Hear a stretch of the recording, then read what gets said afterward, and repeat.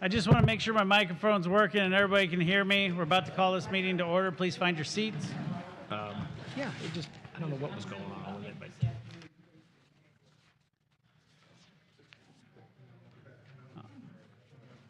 All right, I'm going to call this meeting to order. Welcome, everybody. It's an amazing day in Brevard County, isn't it? Mayor Medina, can I get a hoorah? Awesome. Thank you very much. First of all, I want to say thank you so much for the faith you've shown in me to be elected chairman of this board. I'm very, very excited about what we're doing here in Brevard County and us working together collectively to not only be more efficient and effective, but band together for resources. And that's what this meeting's about, is us coming together.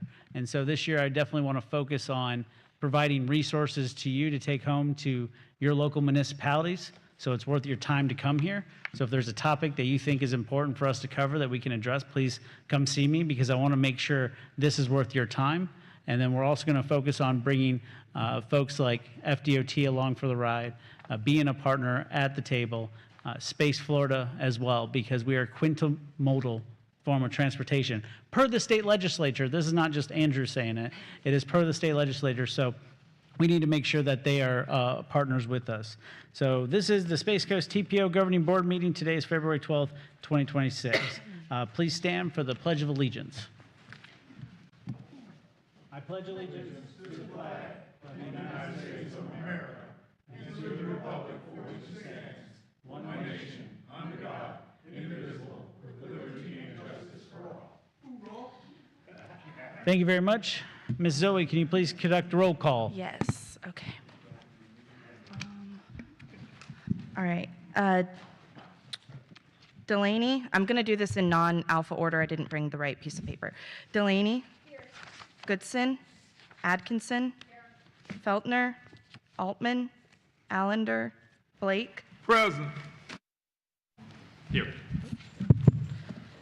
Hanley. Here. Smith. Hammer. Present. Medina. Present, ma'am.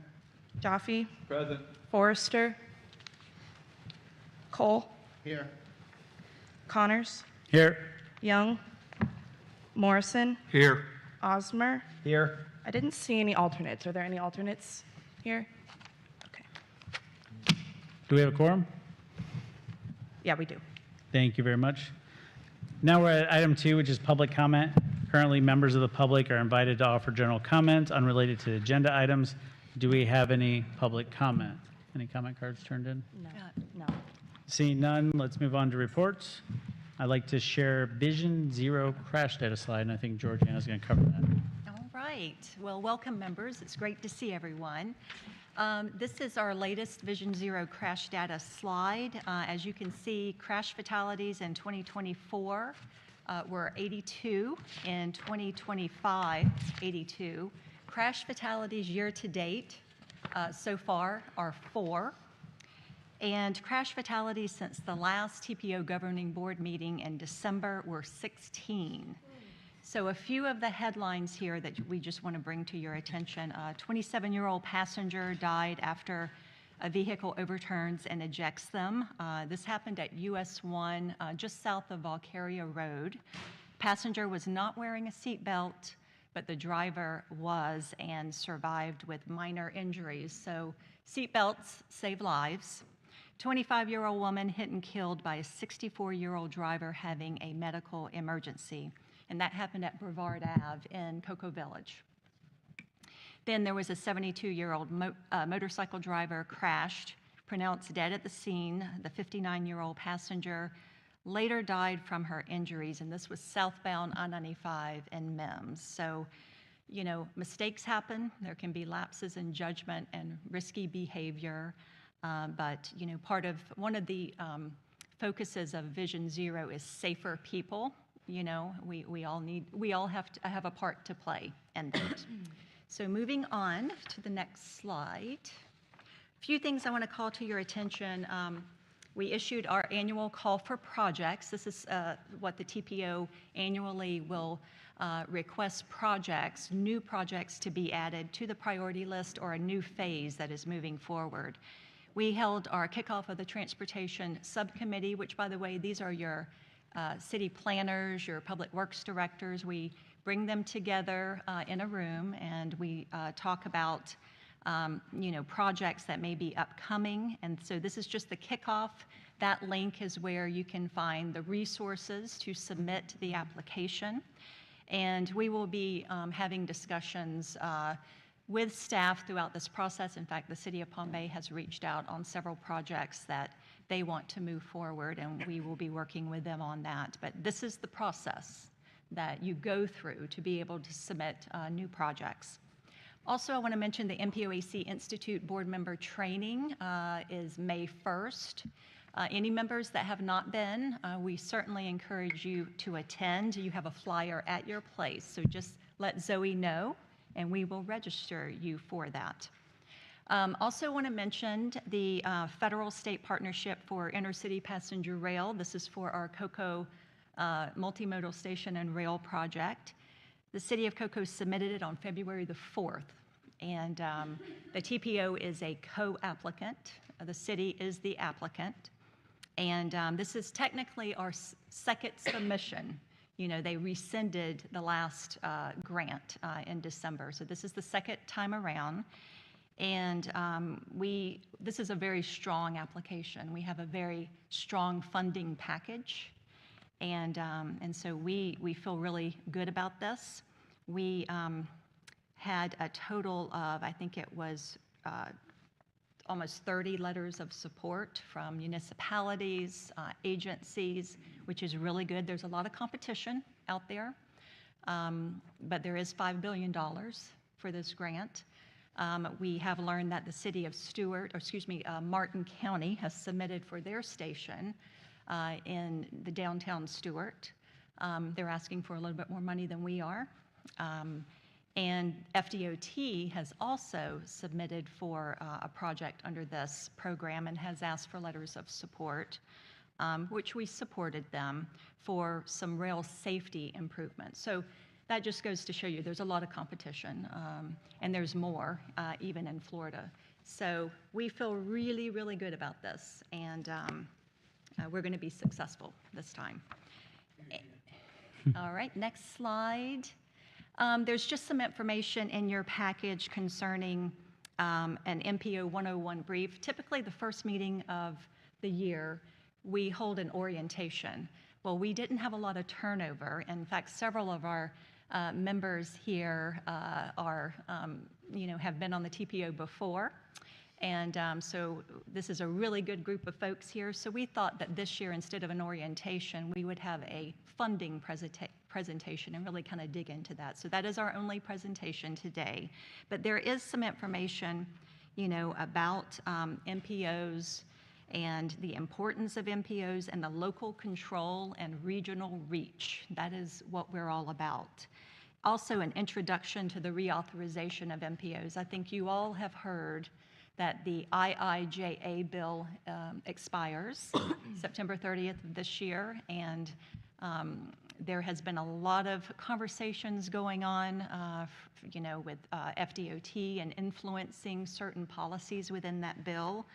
There is the American Metropolitan Planning Association, the National Association of Regional Councils that is advocating for MPOs.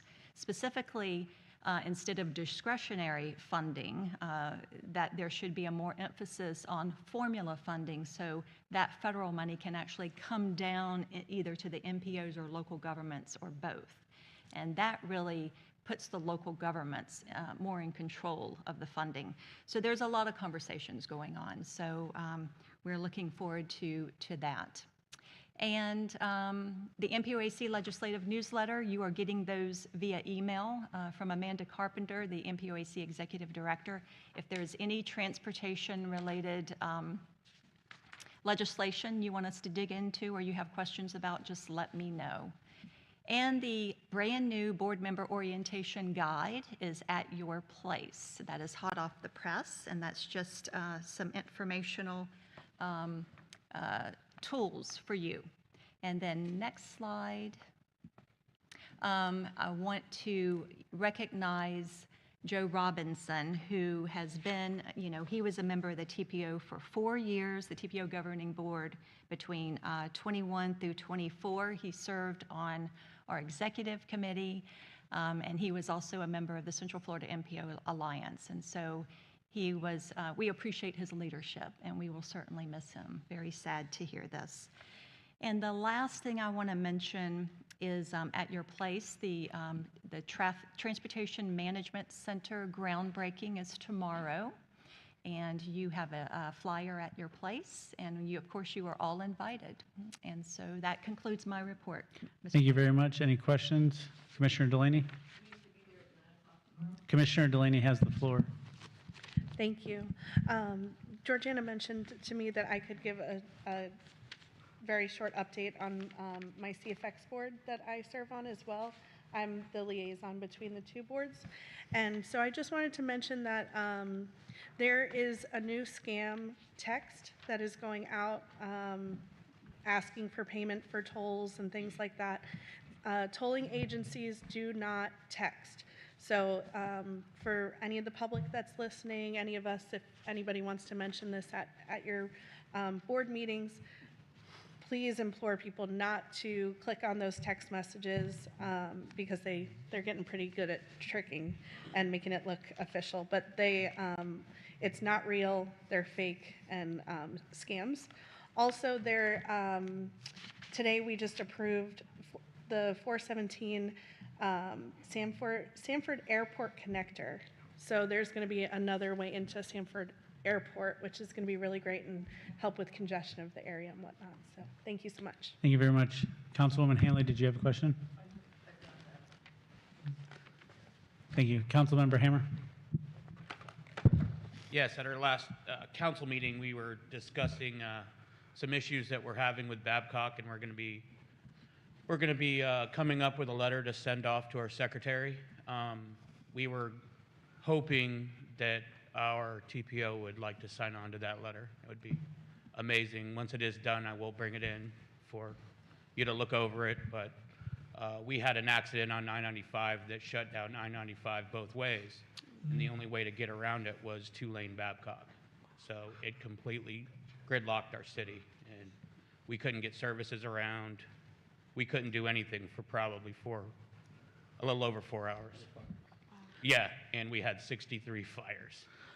So things were bad in our city for a few days, and having a 2-lane road there, and then the other side was just San Filippo, which is a residential 2-lane road. I mean, it's one of our collector roads, but it's not something that the largest traveled highway in the United States needs to be going down should something happen. So we're going to be putting a letter together, and we're asking for support for the local cities, Malabar, Valcaria, everybody that's part of Babcock, but to ask for the TPO to sign on to that would be amazing. Thank you, Councilmember Hammer. Please submit the letter to staff, and we can get it added to our next agenda item and take action on it then. Thank you. Mayor Medina? Yes, sir. I just wanted to take an opportunity to share in the extremity of what my colleague is discussing. Those fires literally caused a disaster along our roadways, in that as much as both directions of 95 were shut down. And so I'm not saying it's going to continue to happen, but there has to be an alternative way of our TPO joining FDOT to see what solutions we can have. The highest populated city in our county, and plus all that traffic on 95 being dumped on our city, there's got to be an alternative way, whether it's an additional interchange or increasing the capacity on Babcock Street. But certainly we truly experienced a devastating time. It was a disaster moment for us, and it was more than one day and on separate occasions. So I'm really encouraged that Councilman Hammer brought this about, but I think we're on a cusp of understanding the gravity of public safety in our corridors and moreover within our county. Thank you. Thank you, Mayor Medina. Vice Mayor Cole. I just want to amplify what they said because this past, whenever the fire was, I was coming back from my son's house in West Palm, which normally takes 2 hours and 5 minutes. Took me 6.5 hours to get home because 95 was blocked, both lanes, and the traffic was diverted onto 2-lane highways, which really backed everything up. So just to support what they're saying. Thank you very much. I appreciate the feedback.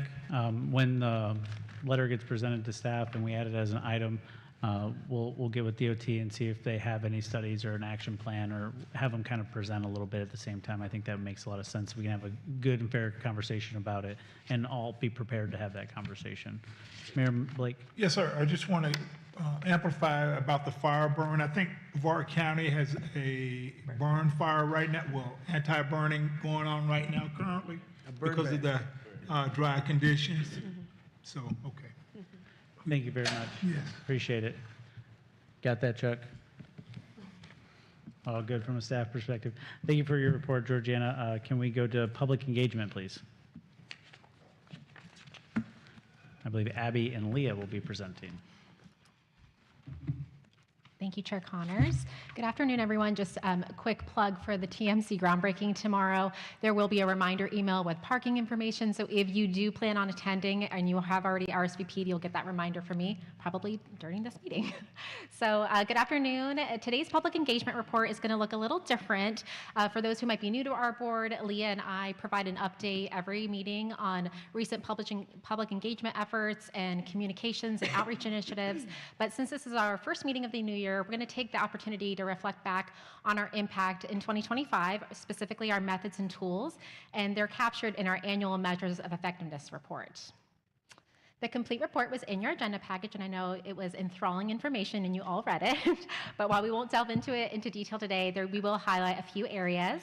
It's important to note that this report is not a requirement like our public participation plan, which you did approve and adopted back in December, but instead it functions as an accountability document, really, and it also helps us track our engagement tools and our efforts.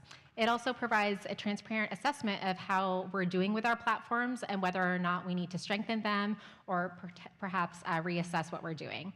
So here's a brief overview of some of the various public participation methods and tools that we currently use to utilize to engage the public in planning. And you know, I want to underscore that traditionally for government agencies, face-to-face meetings have kind of been the standard practice for a really long time, but of course, over the past few years, that has drastically changed, and with how we host both external and internal meetings. So now we're observing kind of a shift where post-COVID, now people want to reconvene back in face-to-face. They want to have those workshops and those open houses, but it's still vital to also have that virtual component, such as live streaming like we're doing today, hosting a webinar, remains beneficial for many people who like that virtual participation. And all of these methods serve as a valuable channel to ensure that the public has multiple opportunities to engage, not just one, and it really expands our reach at the end of the day. We also use many tools to communicate these opportunities, and I'll discuss that here in just a little bit. When evaluating our methods and tools, it's really crucial to understand that how we connect and engage with underrepresented populations is just as important, specifically communities of concern. We realize that not every public citizen has equal access to information, and so during our projects and our plans, we really develop well-rounded public participation by developing tailored messages and delivery techniques specific to the communities that they're going to involve. And so here's just a short list of some of the community stakeholders that we work with to make sure that we have meaningful communication and dialogue and that they're receiving it in the way that's going to be beneficial for them. And I also want to underscore that our outreach efforts have now taken on new life, that we look at our high injury network and again, our communities of concern where we're seeing upticks in fatalities, and we plan our engagement efforts around those crashes. This is a summary of our engagement strategies, and I really want to emphasize that the summary report is really not a quantitative tool, it's a qualitative. While we have an overarching target, because we want to make our targets and our goals every year, We're not making direct comparisons to year over year because our programs, our projects, they're so cyclical in nature. So you can see, for instance, in this slide, there's a big increase in attendance for our open houses, workshops, and webinars. And that's because last year we hosted 2 significant workshops, the North Merritt Island Pioneer Trail Feasibility Study and the Southern Brevard Trails Master Plan Workshop. And those 2 meetings had extremely engaged communities. So you're going to see that while we always have goals and we try to meet them, we understand that long-range planning is very cyclical in nature, and we try our best to adjust when we can. So what does this look like day to day? We actively seek out the community. We do not assume people to come to us. We have to go in their backyards. We have to go where they're breaking bread. It's our duty to engage and educate them. We collaborate with trusted community partners. We connect with community influencers like chambers, Rotary clubs, municipal partners, and most importantly, our committee and governing board members. You are our biggest ambassadors. We cannot do it alone. Me and Leah are 2 people. And so, we have a bigger reach. Anytime that you can share about our programs, our projects, our plans, it's really helpful for us to have this village. We are a collaborative organization, and we cannot achieve these goals by ourselves. Everyone's favorite topic, social media. So as of 2025, approximately 5.4 billion people are using social media globally, representing about 65 to 66% of the population. And social media, is becoming increasingly woven into our everyday. It really opens up numerous opportunities for businesses and organizations like ours, government organizations, to connect with our audience online. That is where the people live these days. And the key takeaway is that whether your organization's online or not, conversations are being had about it. So why not be a part of those conversations? It's our responsibility really to guide those discussions, having that dialogue and engaging with our citizens. The worst thing you can do is have social media and not communicate with your citizens, especially when it comes to misinformation. We want to make sure that we correct that and also provide the information. Each platform serves a unique purpose, caters to different audiences, and requires distinct strategy. I know it looks like fun, but it's not. Each platform has its own metrics of effectiveness as well, which really showcases different engagement levels depending on the platform. So speaking of, here's a concise summary of our tools and their corresponding numbers. The definitions of each tool is in your full little report there, but here on the right, you'll see that after reviewing last year's metrics, we plan to adjust our targets a bit to align with current algorithms, allow us to track consistent growth on our platforms, which is definitely something to be proud of. And our data really shows that the majority of our public citizens and stakeholders want to receive this information in a digital format.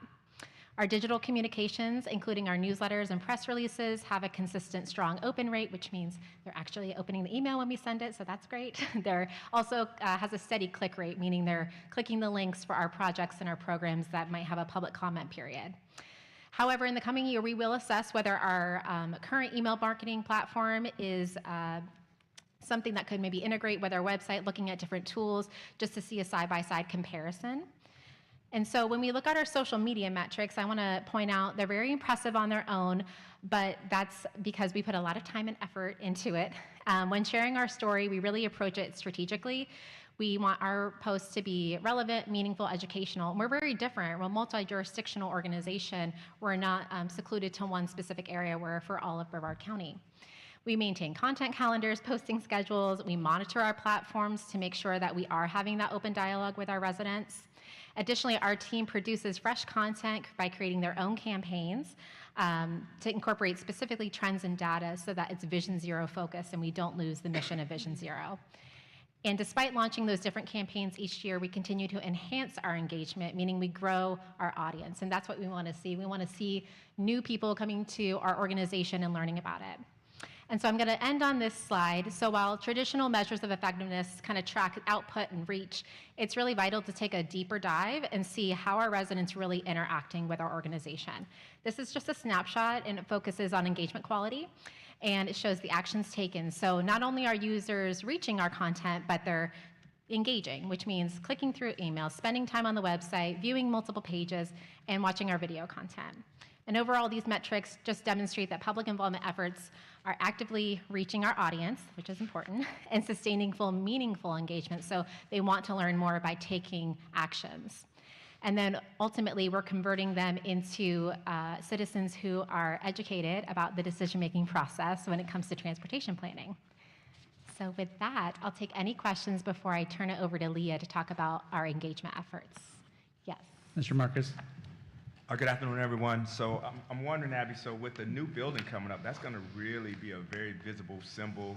It's probably hard to project just the impact that's going to have as far as engagement and just, but I'm sure, have y'all talked about that? Yes, absolutely. Yeah. That building is going to be such an amazing asset, not only to our organization, but it's going to be a hub for collaboration. Yeah. We're really excited not only for our beautiful boardroom, but it can serve as a space now to host these important workshops and to also serve as collaborative spaces.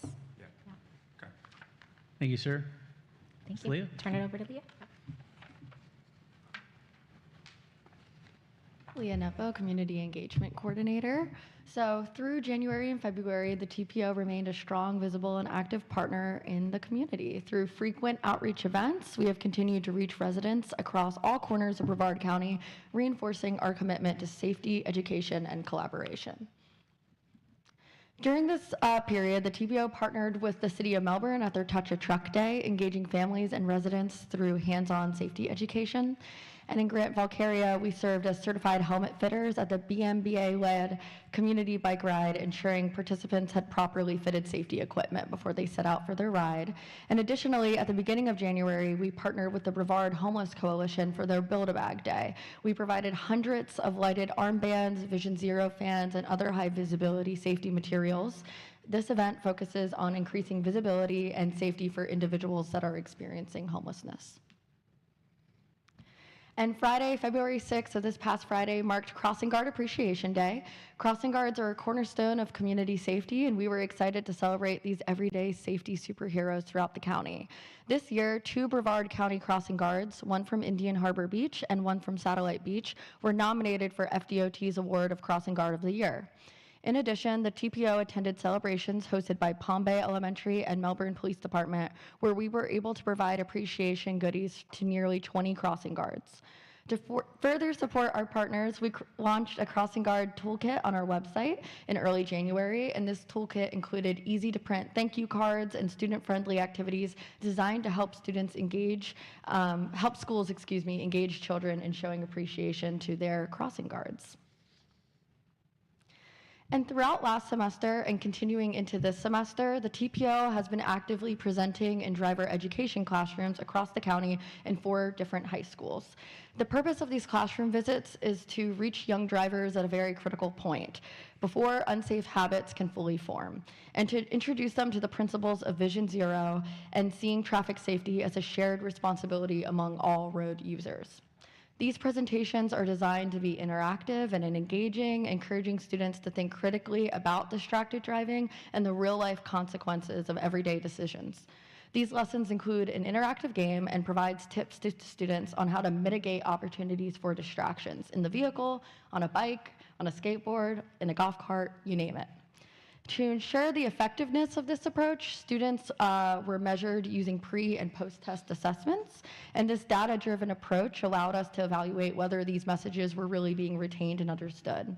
As shown here, every participating school demonstrated a significant increase between their pre-test and post-test scores, indicating a meaningful gain in awareness. And these results reinforce the value of early education as a tool for long-term behavior change and safer roadways throughout our county. On social media throughout February and continuing into March, we encourage everyone to like, repost, and engage with our content, highlighting Hit and Run Awareness Month, Black History Month, and our upcoming Florida Bike Month campaign. And then this is just a snapshot of our upcoming weeks. We have many additional events that are scheduled that are not up here. But as you can see, the TPO continues to remain actively engaged with some really exciting events. As Abby called out, our TMC groundbreaking happening tomorrow. And continuing to March, we will be doing a series of crosswalk pop-up safety events at different pedestrian safety measures in Cocoa Beach, Satellite Beach, and in West Melbourne. So stay connected with us. If you have an event, just like Abby said, we're 2 people, but we love to go out to as many as we can, and follow us on socials. I'm happy to take any questions. Seeing none. Vice Mayor Cole. My question is, I know we've discussed this before about the electric bicycles and scooters. are we looking into anything, because I notice you have training for schools on attentiveness when they're driving, but I think, you know, that there's no requirement to have any kind of license or any kind of training to drive a scooter, a motorized scooter, or, and I think it's extremely dangerous. And I don't know if it's left up to the individual municipalities, or is it something that we need to look at? Because I don't know what the number of people that get injured or killed on that, but it does look like an accident looking for somewhere to happen. Yeah, thank you for your question. So e-bike safety ordinances are up to individual cities. So in terms of going out to classrooms and teaching about specific laws, that's where it can get a little muddy because not every city has a specific ordinance yet, and laws are still actively being made. But in terms of safe behaviors that can happen on an e-bike, those are things that are out there. There's plenty of resources, and I always bring e-bike brochures and teach them about making sure that you're staying attentive when you're operating such an e-bike. Another thing we go over in these classrooms is what really is an e-bike? Do you know how fast you're really going and what your risk of fatality is, not only while you're driving an e-bike, but if you were to crash into a pedestrian? I think they're doing a good job of getting the information out there to the people. I think we have to kind of wait to weigh in on what the legislator is going to do in terms of definitions. So once we kind of get past this legislative session, I think we can regroup and have this discussion more fully as a TPO. Councilmember Hanley. Microphone, please. I've learned a little bit about e-bikes. Councilwoman, can you use the microphone? Okay. I've learned a little bit more about the e-bikes. An e-bike has to have pedals. That's an e-bike.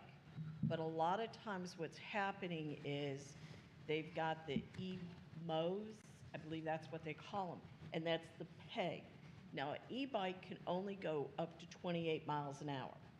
But the e-mows, there's a gentleman that would like to come in here who sells urban bikes, and he does the, he'd like to come and talk to us about what's the difference between e-bikes and e-mows. And he explained to me that if it has a peg, it's a motorcycle. And it has to be, those have to be licensed. But a lot of people, like you said, aren't, they're like, oh, well, they're electric, so they don't have to be registered.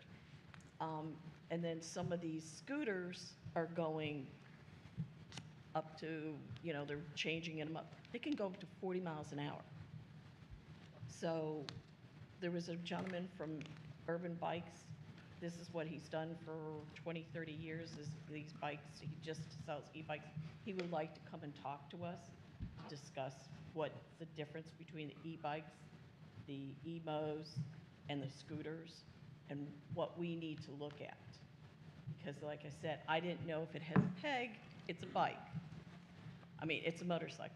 But if it has to be an e-bike, it has to have regular pedals. If the electric doesn't work, and if the electric is going out, then you can use the bike. So if we can bring him forward in maybe the next meeting so he could discuss to us what more is the differences, that we would know how to move forward in our own communities. I would like to bring him. Thank you very much for the topic. And while this is an ongoing thing, like I said, I think we need to see how the state's going to weigh in, because a bike has to follow the rules of the road when they're on the road, but there's basically no rules when they're on the sidewalk. So as they kind of start to make distinctions at the state level, we got to see what that looks like in regards to us. I know Councilmember Hammers brought this up in Palm Bay. In fact, I was watching your meeting when you did. You know, just trying to figure out the rules of the road. But, you know, I think even in Titusville, we don't want to undertake maybe some ordinances and then get preempted after doing all that legwork, right? So while the topic is community outreach, I appreciate Vice Mayor Cole and Councilman Hanley bring this up, but, you know, we're kind of focused on the education topic at this moment. Councilmember Hammer. I'm glad you brought up the legislation, because in my time in Tallahassee, I spent probably 14 hours in the Capitol going to these committees and hearing what they had to say. And literally in the committees, they're saying exactly what Georgiana said in the beginning. It's not about safer roads, it's about safer people. And one of the things that people were touching on a lot when you would hear somebody come up and speak was about bringing this message into our schools. So where I don't think our county or our area has the money to spend on safer roads, we do have the ability to get in the schools and create safer people. And what you said just kind of hit me and was like, this is exactly what they were saying all week. So I would like to see if we could possibly work something with our school board to bring these into our schools. Do like a e-bike safety day in the schools, because these are the operators. It's not really a lot of adults that are doing this. It's the kids that don't have driver's license. They don't know the roads. They don't know what the signs mean. Guess what? Now that you're in the schools, all these kids are riding these bikes to school. So I think getting this message into the schools is what the legislation is going to push us to, because it is up to every municipality to do this, and creating safer operators is I think going to be the point that we need to get on. Thank you. Thank you, Councilmember Hammer. And if you look at the metrics, they are making headway. The challenge is how many schools are there?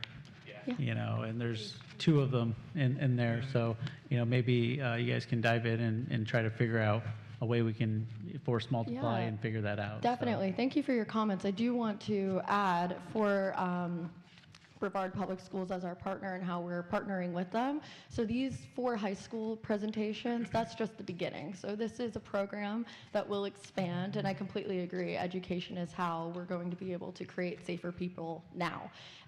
So some other ways is with e-bike safety, we were able to provide e-bike materials to multiple schools' newsletters, constantly tabling at schools. And additionally, hopefully in time for March for Florida Bike Month, the TPO will be making an e-bike safety web page on our website, and it'll be available for anyone to click onto with all of this information, because it's confusing and it's a lot, but it's important. So we are certainly trying to tackle it at all angles. And I agree, there are a lot of schools in Brevard County. So right now we're doing 80% of the driver ed classrooms though.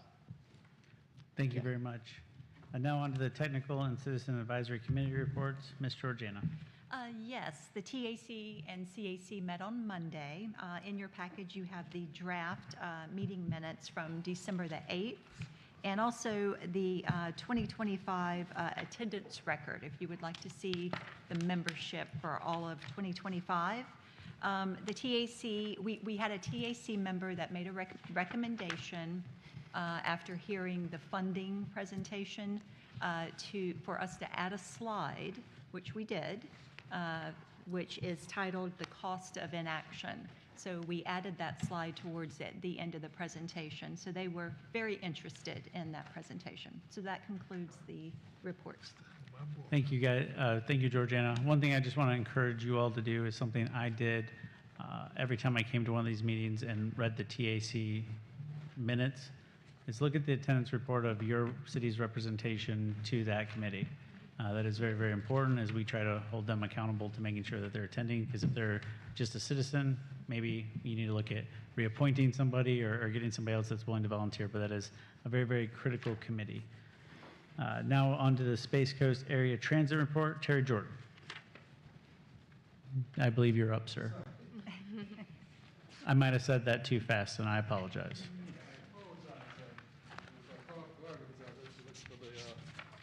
Bike ped report, so excuse me.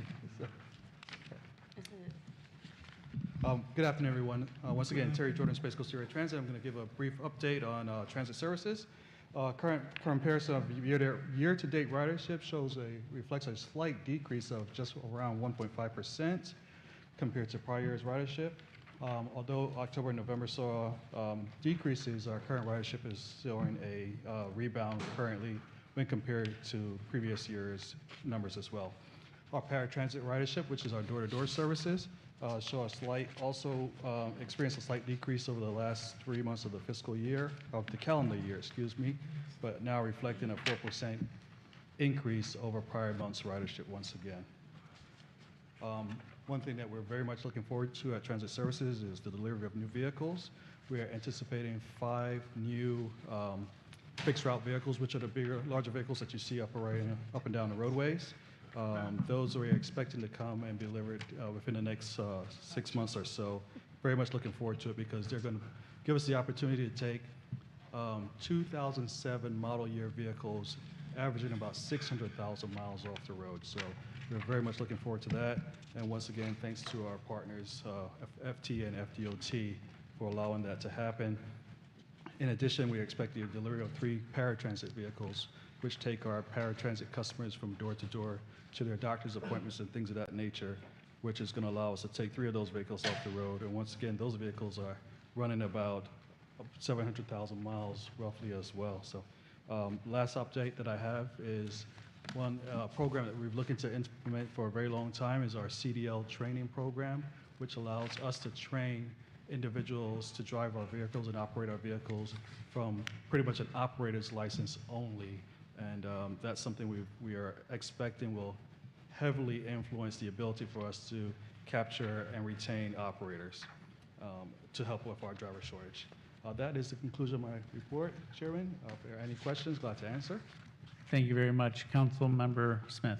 Yes, thank you, Mayor Connor. So, Terry, good afternoon. So you just mentioned it. I was going to ask about either driver shortage or just vacancies as far as your agencies, and I'm just sort of thinking about that really across the board, but can you talk about that a little bit? Yeah, currently we have about 24 open operator positions, which is a significant shortage. And what we currently do is our operators are working a significant amount of overtime just to fill the gaps.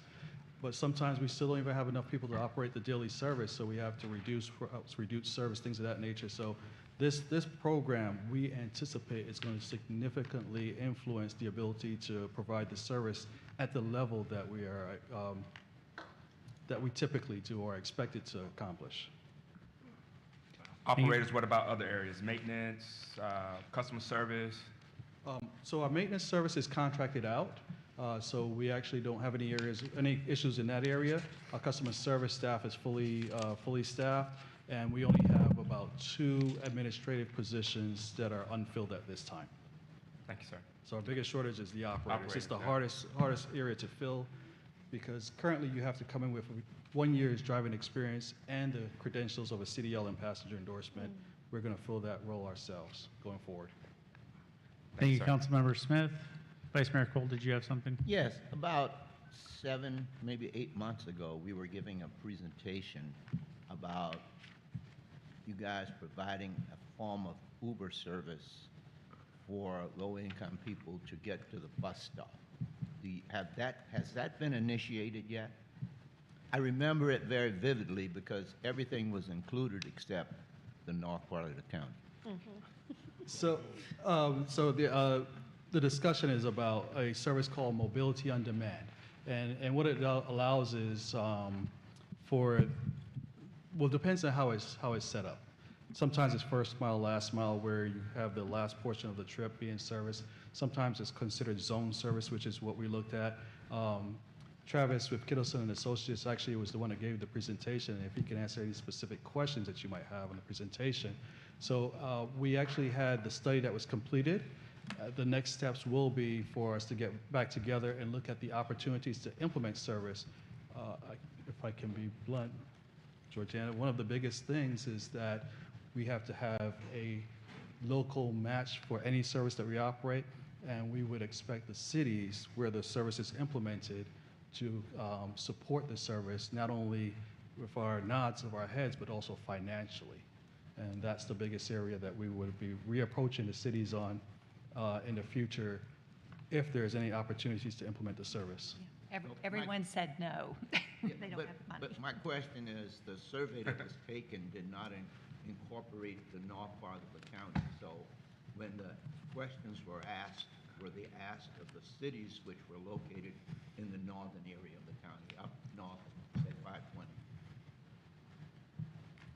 I'm not sure if I understand the question correctly, but I'll say this. Well, let me rephrase it. When the presentation was given to us, the survey that was taken for the need did not go beyond 520. So it did not cover Titusville, Mims, Scottsmore, any of those cities. in the northern part of the county, it left that out completely. Why I want to make sure I understood the question, because I would say I disagree with that statement. The entire county was looked at for the services.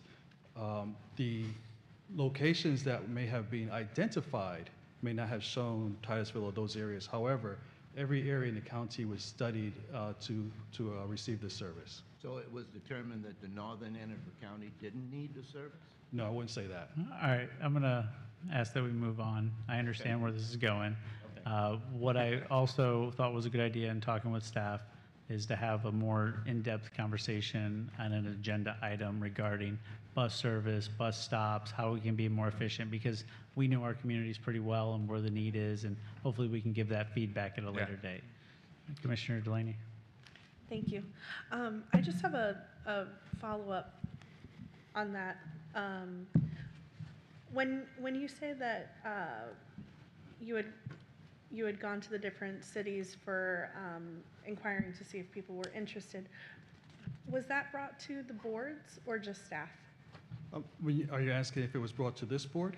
No, like the different municipalities or the county. I'm not remembering if I saw this come up on an agenda item or anything like that, so that's what I'm wondering. So the presentation was made specifically to this board, yes. Of the result, actually, of the survey. Actually, I'll tell you what, if you don't mind, I'll let Travis answer specifically because he was responsible for the entire process. Again, I think this would be great for an agenda item. We have a really important presentation that I want to get into today. So I would ask that if there's more details on debating that, to Commissioner Delaney's point, this never came before our council either to ask if we were looking at matching something like this. Right. And I understand what Vice Mayor Cole is saying, because I also remember that presentation very vividly as well. But that being said, we'll have an agenda item and we can get into it. Is that fair? Chair, do you mind if I just wrap up? Yes. So Sarah Crom, Senior Transportation Planner. So me and Terry actually were just talking about MOD, Mobility on Demand, last week. FDOT is currently conducting kind of a best practices review of not just our MOD analysis that we did, but the entirety of the region. And so what kind of we were wanting to do is wait, see what comes out of the best practices. Literally today, you guys are approving a transit consultant that can help us kind of take what Travis did, take what the best practices, and try to get something going with it. So we can definitely come back, but I would like to come back once we've gotten more guidance from DOT. Mayor Blake, did you have anything to add? Yes, sir. On a more harmonious comment, I want to say thank you, Executive Director Gillette, for your staff, Mrs. McNeely, and the cooperation of Mr. Jordan. One of my former fellow teachers had major heart surgery, and her child requires special transportation, and we met that obligation. So on behalf, I would just like to say from that parent, they wanted to convey their thoughts and appreciation for the transportation that was provided for their special need child. So kudos to the staff. We appreciate you. Like the 1st and the 15th of every month. Deliver that check, baby. All right. It's all yours. Thank you very much, Mr. Thank you. Mayor Blake. And apparently, I used my microphone too much and I broke it already. So, transportation disadvantage. Chair Connors, I'm sorry. Before we move on to that, I am missing a slide. If we could have Sarah Crom do her BPAC report quickly, is that okay? Yes, ma'am. Okay, thank you.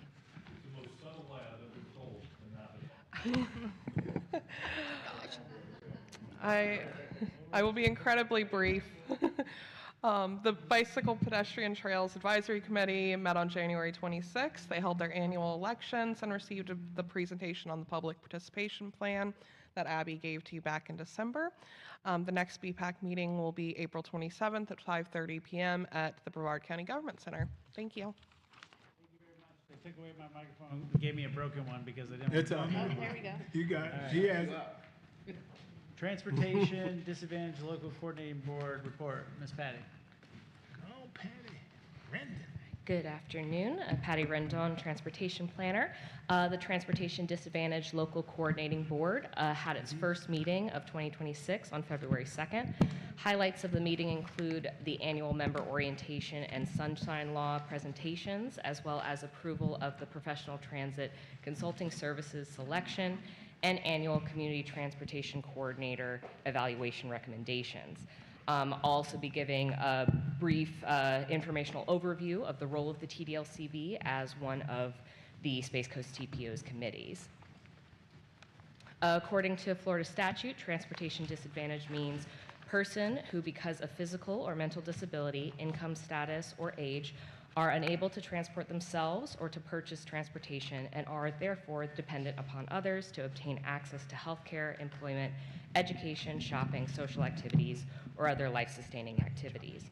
The Transportation Disadvantaged Local Coordinating Board, or TDLCB, works to ensure transportation opportunities are available for all residents, regardless of age, ability, or economic status. The TDLCB meets quarterly to oversee the Transportation Disadvantaged program at a local level by providing input on various issues, plans, and programs.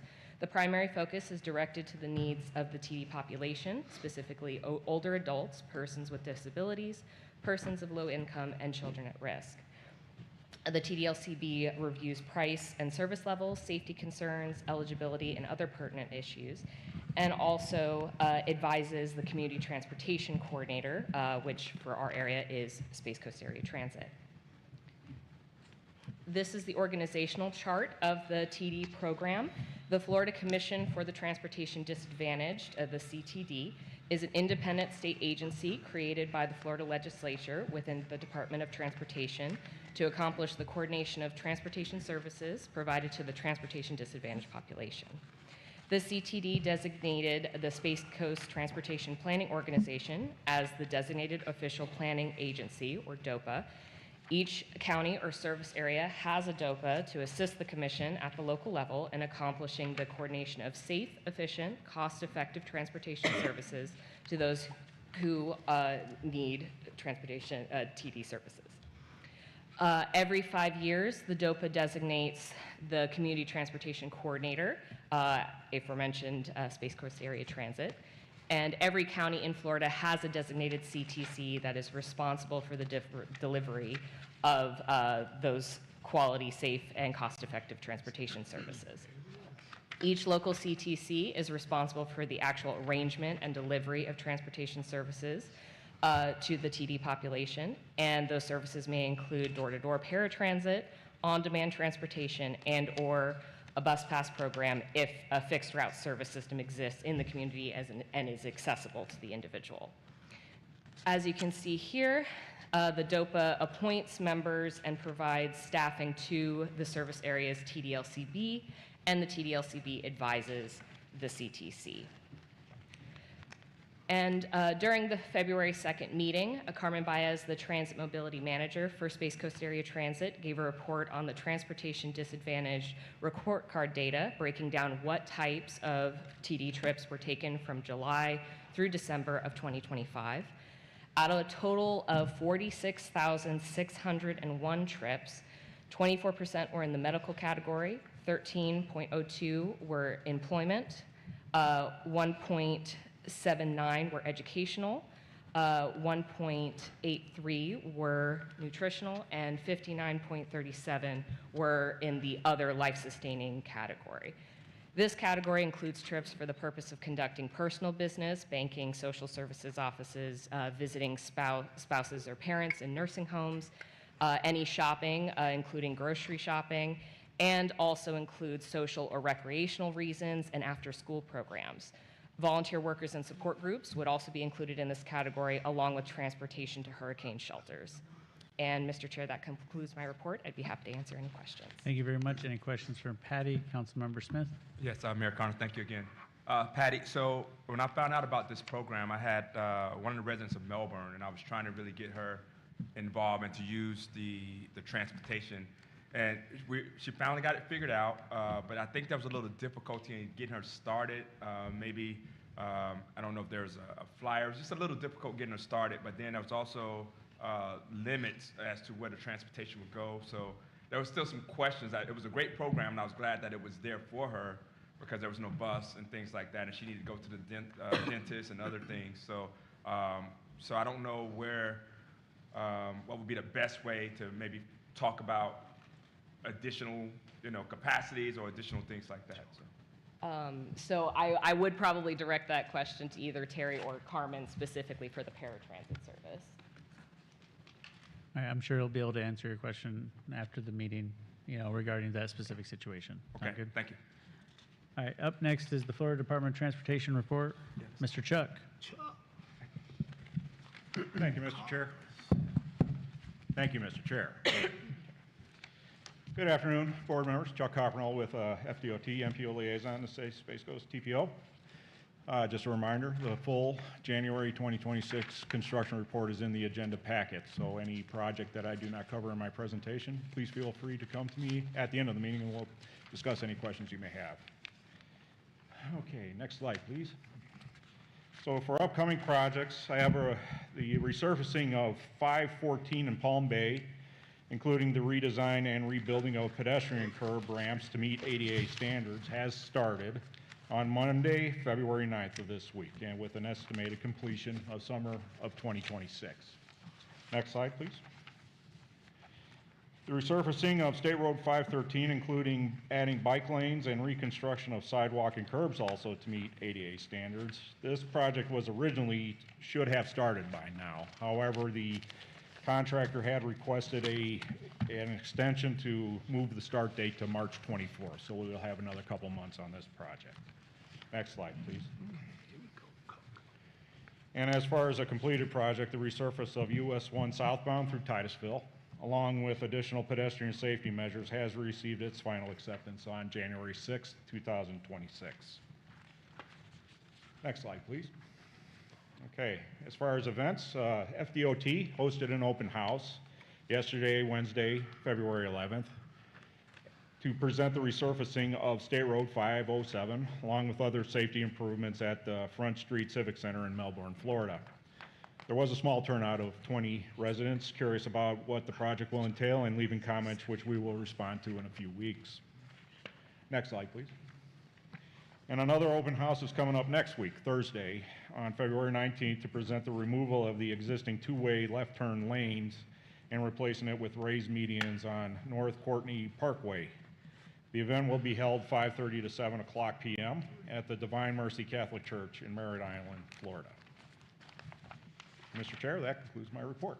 Thank you very much. Any questions for Mr. Chuck? I see Commissioner Delaney. Thank you so much. I was just wondering about the I-95 between Titusville and Highway 46. And I was wondering, has FDOT looked into what happened there? What made the road degrade to the extent that it has? I don't know.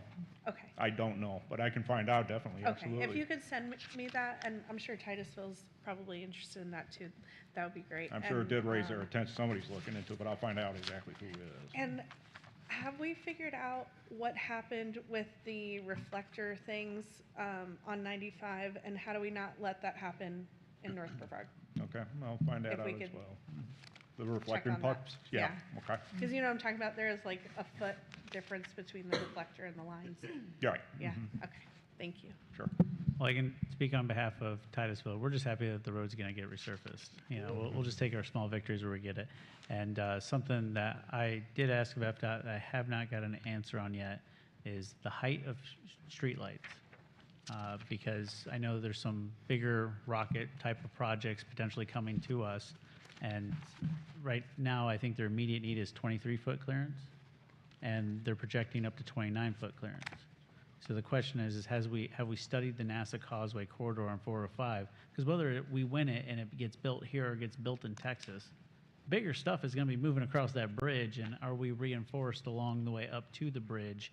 And I don't know if the street lights can go up and down. Like I don't know, and hopefully you guys can look into that and let us know about the future. Okay. Just kind of planning it now. But Mayor Medina. So two things. The very first thing I wanted to comment is please pass on to the Secretary how blessed we are in Palm Bay that that PD&E study was conducted regarding that interchange on 95 and the improvement. Right along the lines of what Mayor Connors is touching on, the quality of the road and the weight that it has to sustain. I'm not sure if that project right now from Fisk, and I'm not an engineer, sir, that project from Fish to Malabar Road, I'm not sure the quality of that surface is the same that is being replaced, or that the one that we're replacing now, I believe that might have been a higher quality. I don't know, but digging into that, that's a good question. It warrants us investigating, because I don't think it's the same quality of road from when it was paved previously. And so those are my questions: are we digging into that? And if so, what can we do to improve it or get it at to the same capacity that it once was? Okay. I'll take those comments and send those up, Mayor. Thank you. Absolutely. Thank you. Thank you, Mayor Medina, and I think to your point, we all experience this everywhere, is we pay a little bit more and we get a little bit less in quality. And just even as road prices has doubled, and with government contracting, how it works is getting, unfortunately, the lowest price. So hopefully we can have a good balance with finding a good medium there between price and quality. Commissioner Delaney, did you have something? I was just going to add, like, I don't know if it was a different contractor, a different material, what the thing was, but just digging into that a little bit more to make sure that we can, because we don't want to be back here in 5 years or whatever, and it be just as bad as it was before. So that's all. Absolutely. They should, last a bit longer than that. Thank you, Commissioner Delaney. Seeing no other questions, we're going to move on to the consent agenda. Does anybody have any items they'd like to pull from consent? Seeing none. Georgiana? Second. Well, hold on. Well, give me a second. Georgiana, would you please read the consent agenda out loud for the record, please? Certainly. 4A, approval of the TPO Governing Board meeting minutes of December the 11th. Committee appointments. 4C is Resolution 2610, our performance measure for safety, which is 0 serious injuries and fatalities. 4D, Transit Consulting Services Agreement. And 4E is Finance and Budget. These are some housekeeping items: fiscal year 25 operating budget and fiscal year 26 operating budget amendment, and a resolution 26-11 for a UPWP deobligation amendment. Thank you very much, Executive Director. I have a motion by Mayor Blake and a second by Commissioner Delaney. All those in favor say aye. Aye. Any opposed? Motion carries unanimously. Thank you very much. And that brings us to item 5, presentations, funding the future. The reason you guys are all here and got your snacks, the presentation. Thank you very much. Travis Hill. Appreciate it. Buckle up. This is going to be a good one. So, good afternoon, board. I am Travis Hills with Kittleson and Associates to present. I went forward a few slides. Funding the future. So, a little bit on the agenda. So I'll talk through a brief introduction about why we're giving this presentation. I think you all are very well aware, based on some of the conversations that have been happening over the last few years, some of the presentations that were shared last year with the LRTP adoption, and then some of the workshops that I've seen with the Board of County Commissioners and some of the discussions that have been happening at that level as well. We'll also talk through very briefly state-managed, TPO-managed, and current local revenue sources. That'll really give kind of a foundation for where we're starting from before we can really move forward and look at those additional revenue options. And then we'll take a brief look at potential next steps. So in way of an introduction, so as we all know, current revenues cannot keep pace with the current infrastructure needs. So I'll show a slide here in a little bit about what that shortfall may look like based on the previous LRTP, or the current LRTP, sorry. But we all know the federal gas tax, the local gas taxes, those aren't keeping up. They haven't been updated in decades, and it isn't projecting into the future to get us the dollars that we need to implement our transportation projects. So really the goal of this presentation is to understand the sources of that existing revenue, where it's coming from, where it can be applied to, and how do we set that up for that long-term transportation planning lens. And then look at those opportunities that exist for that revenue in the future, and how do we maximize that for our transportation projects. So from the governing board strategic plan that you all adopted in December 2025, a few months ago, this was the #1 priority, was to expand and leverage regional and sustainable funding sources to increase priority project implementation. That was the #1 priority that you all set forth in your board strategic plan. So like I mentioned, current gas tax revenue isn't keeping up, and the performance measure that you all are going to hold yourselves accountable to is looking to take an active role in the local, state, and federal level funding to expand and leverage for our future transportation projects. So with that being said, this isn't a all doom and gloom presentation. So what we want to do is really kind of take a look back at the last 25 years of investments that have been made in Brevard County. A lot of these projects were done with a lot of collaboration between the FDOT, Space Coast TPO, Brevard County, and our local municipalities. So you'll see I have a few different kind of project types at the top of this table: widenings, new interchanges, intersection improvements, new trail facilities, really kind of covering the full gambit of transportation that we deal with here in the county. A lot of widening projects, I-95, 6-lane widening. That happened in the last 25 years. I know it may seem a little bit long time ago, but that was one of those more recent projects.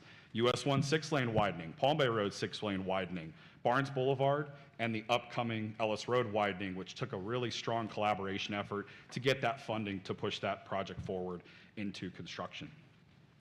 I also wanted to highlight the new interchanges. So it's unprecedented to see 5 new interchanges within a county, within a region, and we had 5 come in the last 25 years, a few of those happening over the last decade.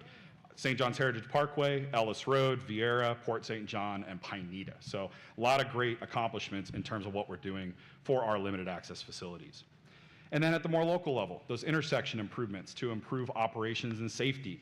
Babcock at Malabar, 192, a couple intersections along 192 at Wickham and Hollywood, and then a few with the Wickham, Nassau Boulevard, Ellis Road realignment, and then A1A at 528. And then not to forget our ped bike, our multimodal uses, those new trail facilities, the Brevard Zoo Linear Trail, East Central Florida Regional Rail Trail, and the Space Coast Trail. So a few other major accomplishments, and keep in mind, this is not the fully exhaustive list, but just to highlight, we don't want to forget the phases that go in prior to construction. So those design and those project development and environment phases, the PD&E phases. The funding that has come through FDOT and the TPO for the 524 4-lane widening design, Clear Lake Road design, Malabar Road design, and the Babcock Street PD&E. And then we had numerous bridge projects as well: the Pineda Causeway, 528 westbound bridge replacement, Max Brewer, and the NASA Causeway in partnership with the US DOT. And then some miscellaneous projects, so covering a little bit more outside of those traditional roadway projects. We had the new alignment of St. John's Heritage Parkway that was built in Palm Bay and Brevard County, Apollo Boulevard, the annual ITS allocation that goes for O&M support to the county, and then the upcoming TMC that's being constructed with the groundbreaking tomorrow. And then hopefully funding will be going towards a potential, or the intermodal rail station, which Georgiana talked about the grant submittal here earlier today. So with that being said, this list here, a little bit over $1.1 billion. When we factor in all of the other projects, you're talking about 1.1 or 1.5 to upwards of $2 billion coming into the county for transportation projects over the last 25 years. A great, great investment. So what does that mean moving forward? So that's the historical number. So looking forward, this presentation, or this slide was shown at the LRTP presentation back in July. You'll see that we have a very big unfunded need moving forward. So coming in the next 25 years, or 20 years, 2030 to 2050, that projected income or that projected revenue is looking to be about $460 million. So keeping in mind, I just showed 25 years of investment that was anywhere between $1.1 and $2 billion. Now we're looking at only having about 460 that's coming into the county over the next 20. That leaves us with a pretty heavy shortfall. You're looking at $2.6 billion of projects, with about 90% of that unfunded moving forward. So what we want to do is also provide a little bit of an overview on the different funding sources that get funneled down through the TPO, the state, and the locals to fund these different transportation projects. So at the federal level, which is where the TPO gets a large majority of their funding, we're coming in through fuel taxes, vehicle sales, heavy vehicle use, and tire taxes. That goes to fund the project types down below. That's a little bit small to see, but that's our regional projects, the technology, safety, different capacity projects, sidewalks, ped bikes, and transit. Those similar project types being funded with state funds at the FDOT level come from state fuel taxes, aviation fuel taxes, dock stamps, which I'll talk about that here in a sec, and then motor vehicle sales and fuel taxes as well. Not to forget the locals, there are also local fuel taxes and road impact fees or transportation impact fees. Those come in through Brevard County, the local municipalities, to fund those similar types of projects. So just as a quick overview of the project development process, and for folks that have seen this graphic before, you know that it doesn't just start with the dirt being moved, the construction equipment that you see on the ground. That's typically what the public sees. But there are a lot of other phases that come in before we see boots on the ground making projects happen. Those are the planning phases, those initial environmental, those PD&E phases that I mentioned earlier, the design phase, and then potentially a right-of-way that then leads into that construction phase. The nice part is that all the funding sources that we'll talk about in these next few slides can go to fund any of these project phases. So we don't have to wait to get to construction to implement these funds to keep a project moving forward. So transitioning into the different existing funding sources that are available to us. So starting at the statewide level, so this is FDOT. The first is the Transportation Regional Incentive Program, otherwise known as the TRIP funding source. This is primarily coming from document stamp taxes and allocated to the FDOT districts by population and fuel tax share. This can cover up to 50% of a project cost if it's being funded through this funding source, and that other 50% has to come as a local match from the locals or non-federal funds. So just kind of keeping that in mind, that that can't be a TPO funded 50% match, that has to come from those local funds. The eligible uses, these are for a lot of those projects that I mentioned before, regionally significant, improving connectivity, economic development. Those will be key buzzwords that show up throughout the couple slides for those FDOT or those statewide funding sources. The interesting part about this program is the project selection goes through the Central Florida MPO Alliance. So it's not necessarily what is the TPO's #1 priority, it's what is the #1 priority or the top priorities for all of the counties and all of the MPOs in FDOT District 5. So a great example of that, the Ellis Road 4-lane widening. That had been on the Central Florida MPO's Alliance #1 priority for easily a decade, if not more. and look at where that has gotten us to this point where we were able to apply some TRIP funds to it. I'll show a slide about all the other funding sources that go to get that project built, but that was one of the projects that was put into the overall program to then get selected for this funding source. A few other projects to list here, the upcoming TMC, Barnes Boulevard, which got widened a couple years ago, or about a little bit over a decade ago, and then the St. John's Heritage Parkway new alignment. Those are all projects that were funded partially with this funding source. So the second FDOT funding, or the statewide funding source that we're going to talk about, is the County Incentive Grant Program, also known as SCTPO.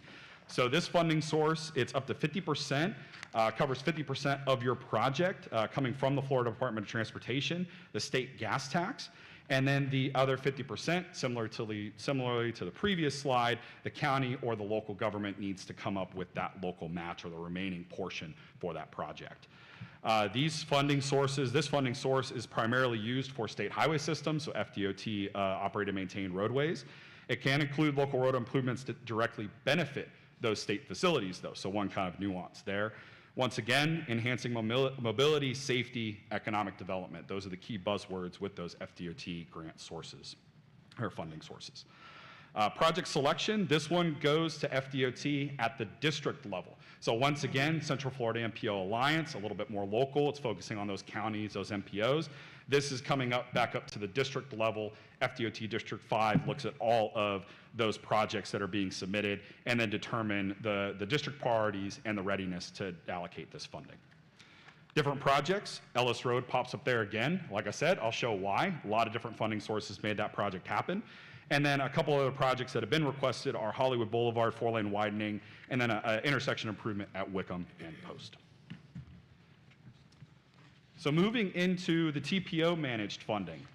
So there is, the TPO gets their funding from the Surface Transportation Block Grant.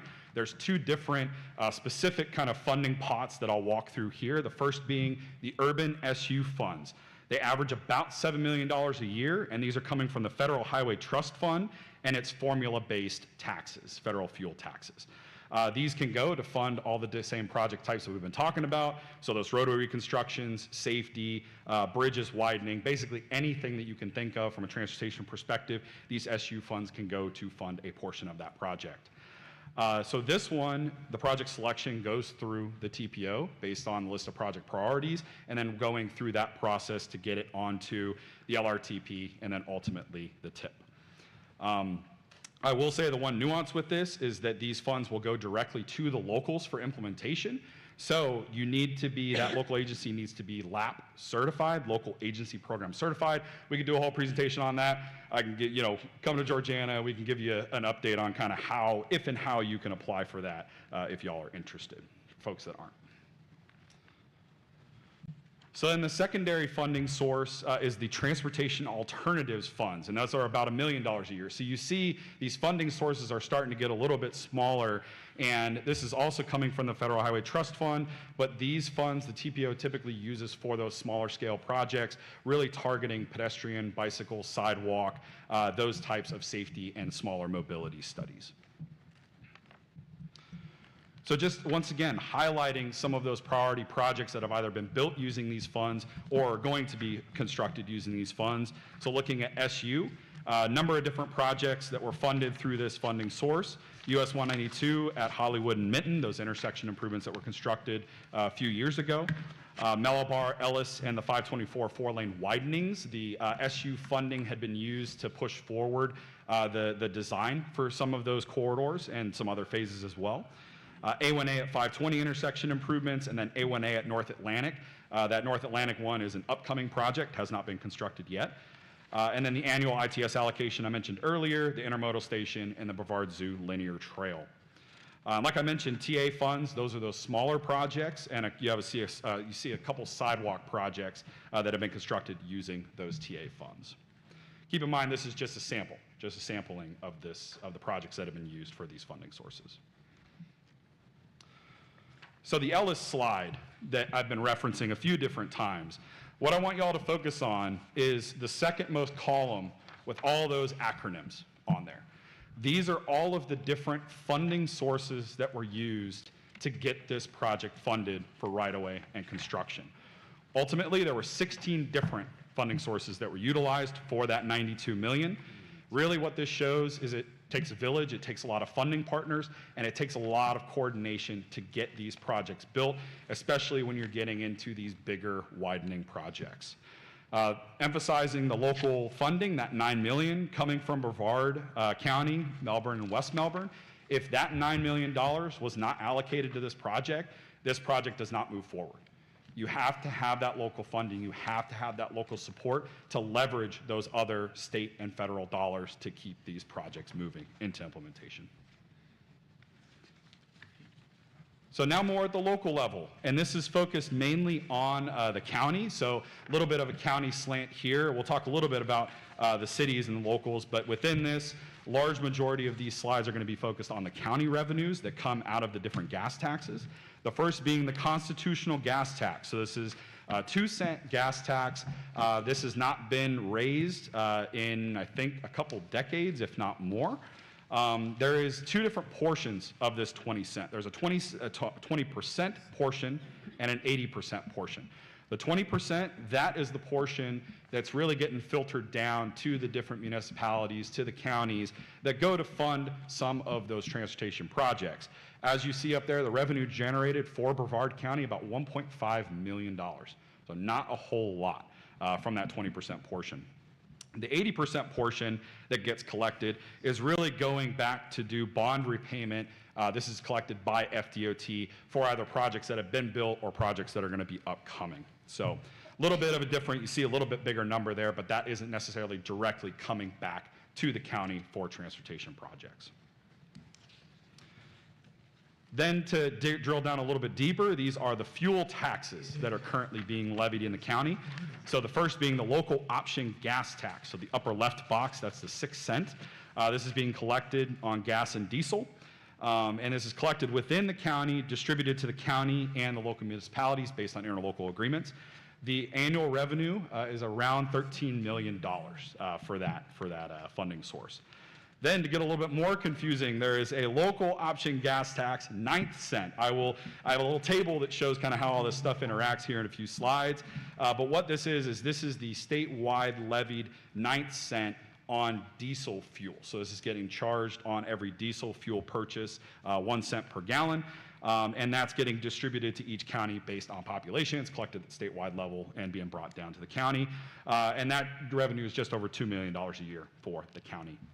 And then there's also the county motor fuel tax, which is about 1 cent per gallon. It's collected within the county, distributed entirely to Brevard County, and that's about $3.4 million per year. So overall, what you see is these existing fuel or these existing sources just don't have enough of that annual revenue to really keep pace with the big projects that we're looking to get implemented. To further drive the point home about the locally imposed motor fuel taxes. So this is a graphic showing statewide how many counties, or all of the counties, and how much of the different fuel taxes are being levied. Everything in yellow, those 35 counties are leveraging the maximum of the 12 cents for the gas tax. And then Brevard County is one of 11 that's only leveraging the minimum 6 cents. So I'll just let that sink in, that there is some revenue being left potentially on the table by not fully leveraging the local gas tax. So one other local funding source that's currently being used for revenue is transportation impact fees. And this is a little bit, like I said, slanted more towards the county, but it's assessed on any new development, so residential, commercial, anything multifamily that comes in at the countywide level. Impact fees are collected for all municipalities within Brevard County. There are interlocal agreements between the county and those locals to how they distribute those funds. At the county level, it's about $10.5 million on average that are being generated from transportation impact fees. The fiscal year 24 balance was a little bit higher at about $16 million. At the county level, impact fees have not been adjusted since 2001. So again, sticking with that theme that these revenue sources aren't keeping up with the inflation for these construction costs. The cities do review and adjust their own, so there are a few cities throughout the county that have been raising them. Palm Bay at the CAC said that y'all look at that annually as well and can raise it if you all want to. So moving from what we currently have to what we could potentially do. So our first slide on discretionary sales surtaxes, and I know that this has been talked about at the Board of County Commissioners workshops. I know this has been talked about at the local levels as well. So this is likely not new information to you all, but just to kind of run down the list, there's 2 different sales surtaxes that could be levied.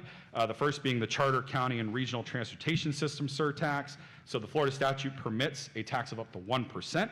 And this would be a simple majority of commissioners required for a referendum to be held at a general election. So something, as we're looking at this next election cycle, something that potentially could be put on a ballot to help increase those potential revenues.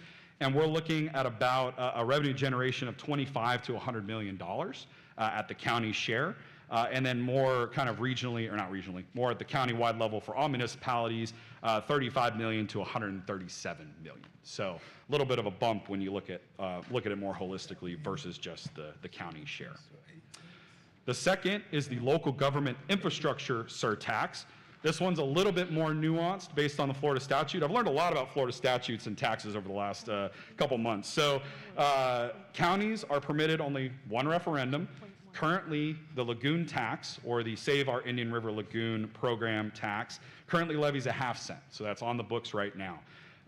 From what we understand, if the lagoon tax is renewed, a ½ cent is still available for the transportation, for that local government surtax, could be applied to transportation. It would require modifying the current referendum. This could also look to generate about 37 million, upwards of almost 70 million for the county and the local municipalities.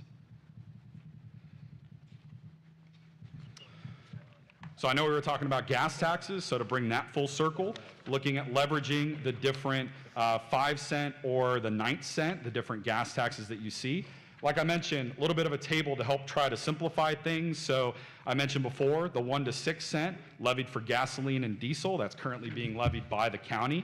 All those yellow boxes that you see, those are the other cents, so 1 to 5 cent, up to 5 cents, that can be levied on both gas and diesel.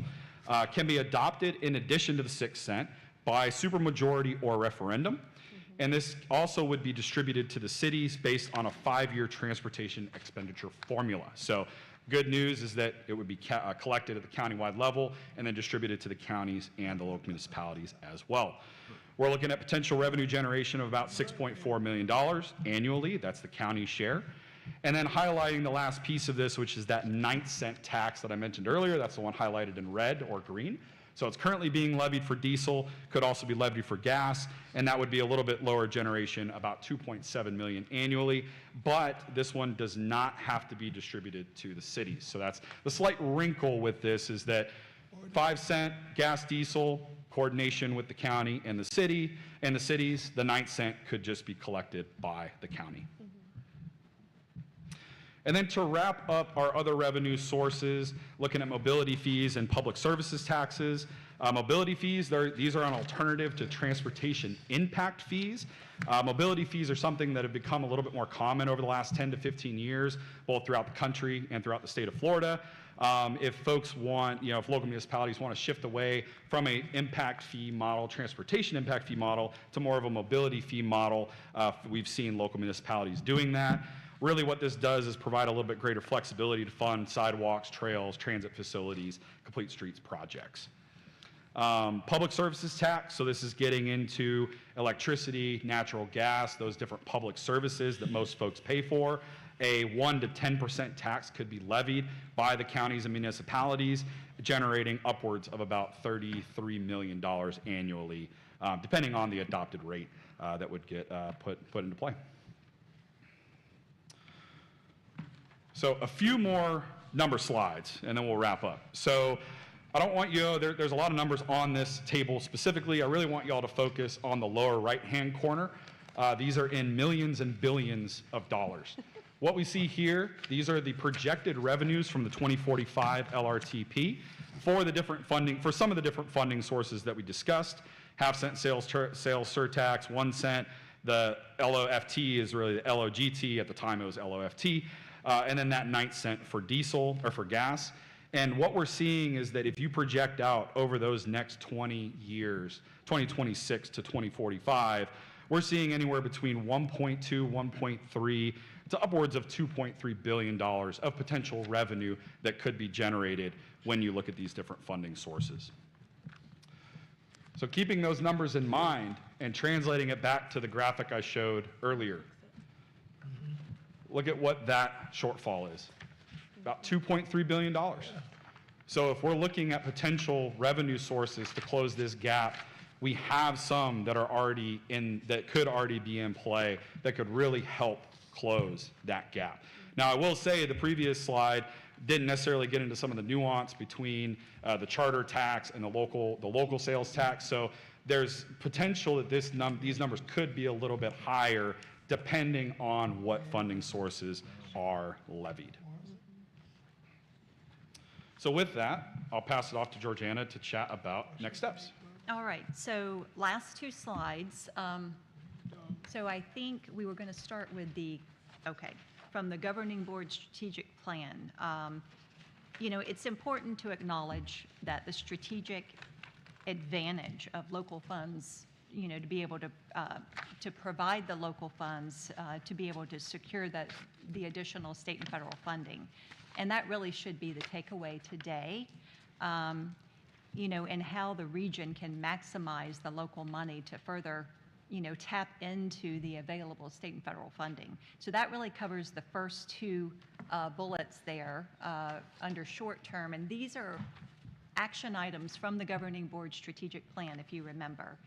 You know, more longer term, of course, we need to monitor the reauthorization bill. That's really not long-term anymore because it's just around the corner, because there could be additional formula funding coming to us, which can really help engage our legislators in conversations about state legislation that negatively impacts the State Transportation Trust Fund.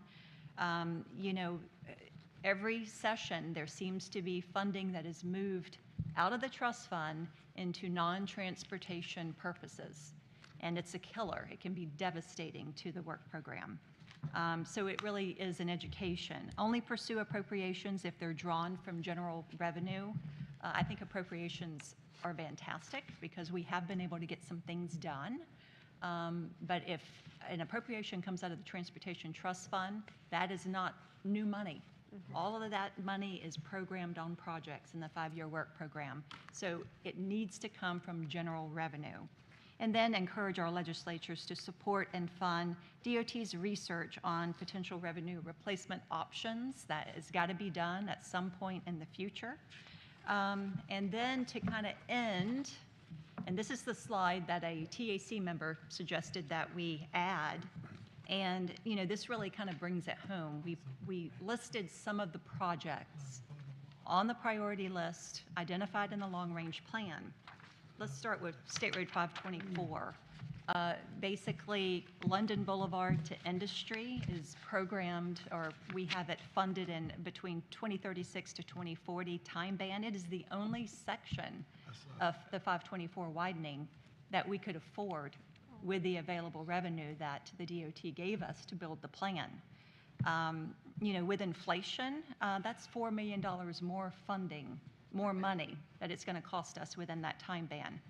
A1A Cape Canaveral Complete Street. I know Mayor Morrison, this is a big priority for Cape Canaveral. It has been a priority for the TPO for many, many years. It's not a widening, but it is an important project for safety and economic development. It's not funded until 2046 to the 2050 time band. With inflation, you're talking about $26 million more funding. And then some of our regionally significant highways off the state highway system. Hollywood Boulevard, it's a priority for the county. It is unfunded. It is only a need in the long-range plan. Malabar Road widening, of course, that is a top priority for the off-system on the priority list. Design is underway, but construction is unfunded in the 2050 long-range plan. Right-of-way is funded for the project that we can move for in the short term, but until the design is completed and they start segmenting Malabar for us to determine what sections we can actually afford in the future, right now, nothing. Construction is not funded. South Babcock widening, we've talked about that project and how important that is. The only section that we were able to fund in the long-range plan is Convair to Malabar. And, you know, that's just a very small section. And then we get a lot of comments about Mecco Road widening. I know in the south part of the county, that is an unfunded need. It is not funded in the long-range plan. So, you know, also a good example, I think, is Ellis Road. A few years back, Ellis Road, the construction was probably around 32, 34 million. It was actually less than the right-of-way phase. And over the past few years, you know, especially, you know, in fiscal year 20, 21, and 22, when inflation just went off the charts, that actually skyrocketed to like $90-something million for construction for Ellis, and everybody was scrambling for a project that was now fully funded is not fully funded. And luckily that stabilized, and it went back down to roughly in the 50 million area, and it is fully funded. But who's to say that's not, you know, that could happen again, and where does that put us? So this is really the cost of inaction. We've got some problems, and I don't know what the answer is. I appreciate the county is diving into this very difficult conversation. But where do you want us, the staff, to go from here? I mean, The county is working on what they can do. Do you want us to dig into some examples of what cities are doing? You know, what, we're here to assist, but you know, this is a top priority, funding the future. But the question is how are we going to do that? Thank you very difficult. yeah, thank you very much, Georgiana and staff. I thought that was very important that we have this dialogue. So that's why I was trying to speed along to the early part of the conversation, because this is really what we want to talk about here today and have this discussion. And before I call on Mayor Medina, I did not rehearse this with Deputy Mayor Jaffe, but I want to ask him a question. What does money make? What does money make? Yeah. Well, money. Money, right? And so that's the important part is like, you know, all these different programs, you know, you have to have that local match, but if you don't have any funds in the coffers to do that local match, how are you supposed to extrapolate and get more grants and more federal dollars? So that, Mayor Medina.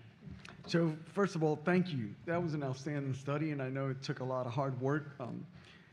Did you consider in the study our electric vehicles, our hybrid vehicles? You know, I know that we're talking about potential revenue sources in the future, but was there any indication on how that can fill up some of the gap?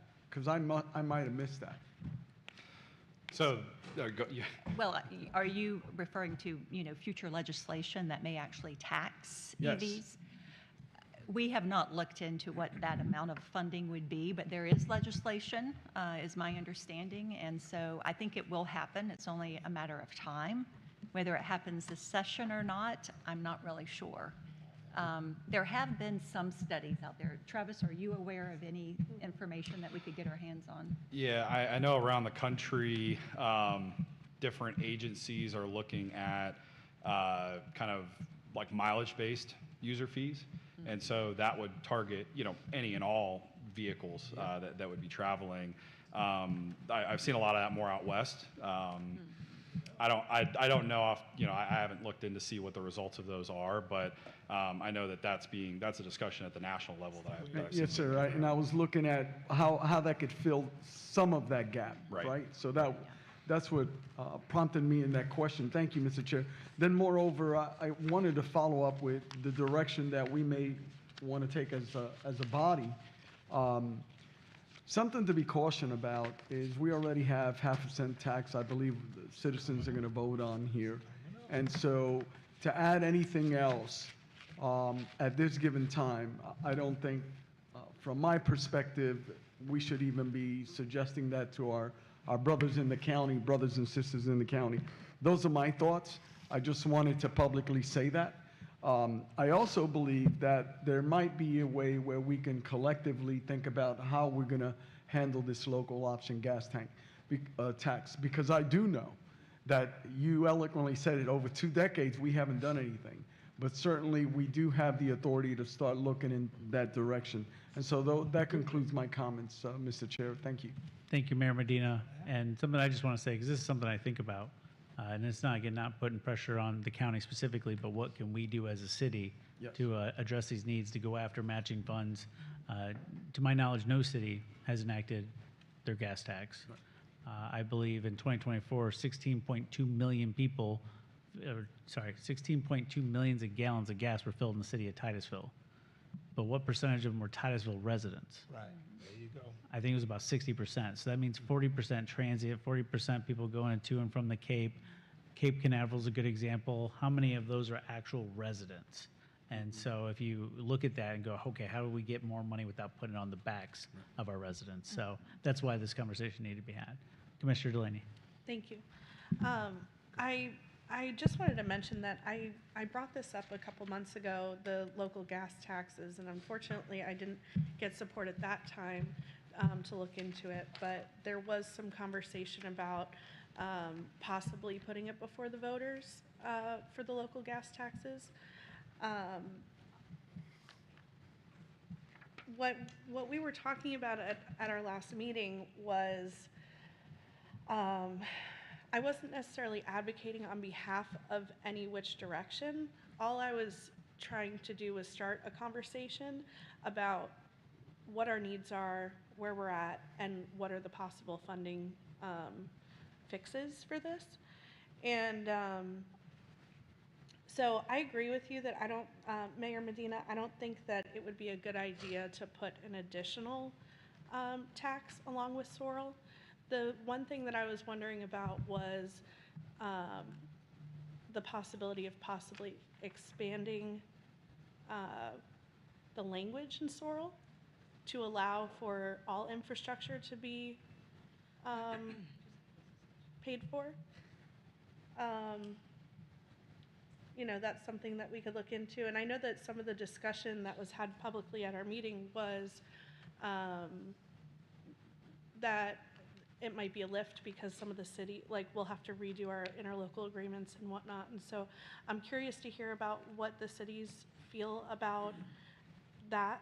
And like I said, I'm not advocating on behalf of any of the options. All I know is that I see $2 billion debt that we're looking at, and I would, the inaction is something that I have an issue with, and I would love to see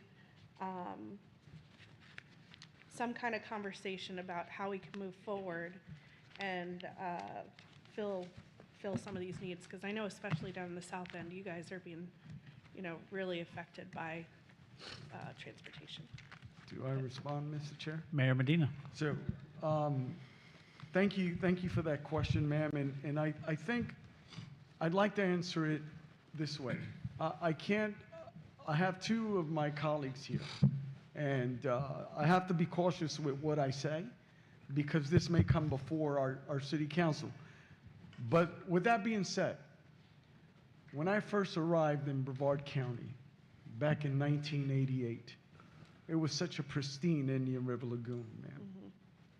And over my lifetime, I have seen that deteriorate. Even though we had leaders during that time giving us advisement that we're going down a perilous road, meaning with everything that was getting into that lagoon and nothing was being done. And so it's been a passion of mine to restore that lagoon from when I first got here. And with that being said, we're not there yet. Right. This is decades of harm that we've put towards a $1 billion industry of that lagoon. Ma'am, I used to see families fish in the lagoon. I would see an industry of clamming make money so that they could put food on their tables. Right. And that no longer exists. And so I'm passionate about our lagoon. I'll support that half-cent tax as I did previously. And as a resident, I would always want to see that lagoon back to its state. When I first came here and when I first came as a Marine to come and visit this county, how beautiful and pristine that entire waterway was. So I hope that helps you, you know, because I'm just passionate about that. And I'm not advocating stopping. Hold on. Mayor Medina had the floor, and we're not going to go back and forth. Everybody's going to get their opportunity to say their piece. I understand it can cause some confusion, and obviously there's a lot of different priorities. The important part about this conversation is to see how we can kind of take ownership to find those matching grants. And again, this is not specifically on the county. Obviously, the numbers had to reflect the county because they weren't going to do just Cocoa or Titusville or Palm Bay. But there's a lot of meat on this bone still. And unfortunately, when you look at a usage tax versus a property tax, property tax is going to affect your 40-year-old resident that, you know, maybe little grandma that goes to the grocery store and church once a week versus a usage tax. You know, property tax can affect her a lot more. Mayor, or Deputy Mayor Jeffy. Mr. Chair, just so that I can conclude, it's my experience. I'm not saying what will be before us in council, but as you take this and as we collectively learn, such a deficit, yes, it is upon each and every individual city to move forward with what we can decide on regarding that local option gas tax. So thank you. Absolutely. Thank you. Deputy Mayor. Thank you, Chairman. So, you know, I don't understand why the half-cent sales tax for the lagoon can't be used for road and infrastructure improvements. If you think about 407, you think about Malabar Road, you think about Babcock Road, none of those roads have curb and gutters. None of those roads have retention ponds. So you have all that untreated waste coming off the roads that are directly affecting the lagoon. So that, I just want to make a comment about that. There's oil, gas, construction debris, accidents, all coming off the roadway and not being treated before it gets to the Indian River Lagoon. So I don't understand why those conversations can't be had to expand infrastructure improvements for some of those roads that don't have curb and gutter or retention ponds. Thank you, Deputy Mayor. Commissioner Delaney, I believe, had her hand up first, and then I'll go to. To answer your question, it was, at least from what the staff has told me, is it has to do with the language of the ordinance, and it's a little restricting in that capacity. And so if we were to make any substantive changes, it would be considered a new half-cent tax versus a renewal. So it would still trigger the same new interlocal agreements and that sort of thing. Thank you. Thank you, Mr. Chairman. Can I ask for a point of information? Are you Deputy Mayor? Vice Mayor? Nope. Okay, just so Mark. I just want to make sure I addressed you No, right. For some reason, I all thought I right, read so that. I'll introduce myself. My name is Mark LaRusso. I am a Melbourne City Council member representing District 2. The reason I'm here to be reappointed onto this board, and I know many of you for many years, and thank you for your service, and thank you for Ellis Road. I really appreciate that. I'm the vice chairman of the Melbourne Airport Authority, and so during legal conversations between our legal entities, we come to realize that an alternate is not satisfying, does not fulfill the position of the TPO for a airport representative. So having said all that, hello everybody, and thank you for having me. And you guys are doing awesome work, you really do. But I did want to go back to one of your slides, sir, that you, as basically the airport representative, are trying to, and I'll bring all of this information back to our board. There was a publication that was put out by the tax information publication, and it was by the Department of Revenue, and it was on November 12th, and I just got this information because it sparked a memory for me that we had the pleasure of having Secretary Perdue in our possession for about 4 hours, about 5 or 6 weeks ago, traveling the entire airport and reviewing everything that we've seen and showing him what he's done so he could see, the hands-on and put his fingers into it, and requesting additional opportunities to go along with it.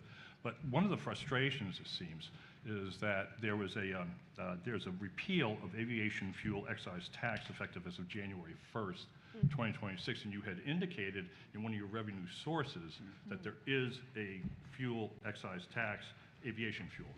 However, I just wanted to come back to you and say, are we misinformed by that? Because the beginning statement of that is, beginning January 1st, 2026, Part 3 of Chapter 206 Florida statute will be repealed as result jet fuel, undyed kerosene, and aviation fuel would no longer be subjected to the 4.27 cents per gallon tax. Now, it may only, we're statewide, we reach out to for many different funding opportunities, and Melbourne Airport doesn't necessarily bring a ton of money into it, but it's still a funding source. So we can reach out to other areas, Orlando Airport, Sarasota, Jacksonville, Miami, whatever that may be, into that big bucket. And we can't draw from that because now it's being repealed. So I want, there you go, aviation fuel, state funds, aviation fuel taxes. Could you update us on that? The information that I have here, am I correct in understanding that we can know that the aviation fuel is no longer part of the funding opportunities for the state? Yeah, so this graphic was created as part of the latest LRTP. I think it's from 2024, so it is a couple years. I won't say outdated because obviously all these other funding sources are still, but I think the information that you have is current, and we will update. All right, I'll just give you the graphic number accordingly. 25 Bravo 05-03. Okay, that'll be your reference for the transportation for the tax information publication from the Department of Revenue. Okay. So anybody thinking about that we're going to get a couple 100,000 or a million or something like that from the aviation taxes, scratch it off your list because it's done, and more to come. Okay, so Anyway, thank you for the opportunity to speak, and thank you for allowing me to be here again. It was about 16 years ago I was here last time. Well, thank you, Councilmember LaRusso, and also Vice Chairman of the airport. I think it's really important that all the modals of transportation are represented here. And unfortunately, Mr. Allender couldn't be here today. I believe he's dealing with some health issues. But the port, the airports, FDOT, Space Florida, they all interact in our communities so heavily that I'm just happy that you're here. I believe Councilmember Hammer had his hand up first. Then I'll get to you. Yes, I was really excited to see the 0.5% tax for the Indian River Lagoon come forward, but in Palm Bay or even in the South, I haven't really seen anything happen with it, with us. We actually house the MRC in Palm Bay ourselves, and I think a lot of the problem is we're trying to treat water instead of trying to treat where the water comes from. Right now, it's like, think you're at your house and you had your line break, and you're just cleaning the water instead of fixing where the line broke. Yeah. We need to be fixing what the water is coming from, then start fixing the water, because right now, for example, we have been going to DC, we have been going to Tallahassee to bring funding back to Palm Bay for baffle boxes. We're bringing baffle boxes. I think we've got almost $1.8 million towards new baffle boxes in Palm Bay to treat the water before it hits our lagoon. So I think that's one thing that we need to branch out on, because I'm not seeing very much of it in Palm Bay, and I think we're doing it backwards. I think we should be fixing what's got us bleeding before we start treating the blood. We need to fix the cut and then start healing instead of just fixing the water for more bad water to be poured into it. So I think there needs to be something in there within infrastructure. I have seen how much money this is bringing in. It's bringing in a lot of money, and I think it can be utilized smarter and better and actually start to fix things instead of just kind of keeping things at a stalemate right now. Thank you very much, Councilmember Hammer. And I know we all have different ideas and opinions about what the funds can be used for with Sorrel, but that's not really the topic of conversation here.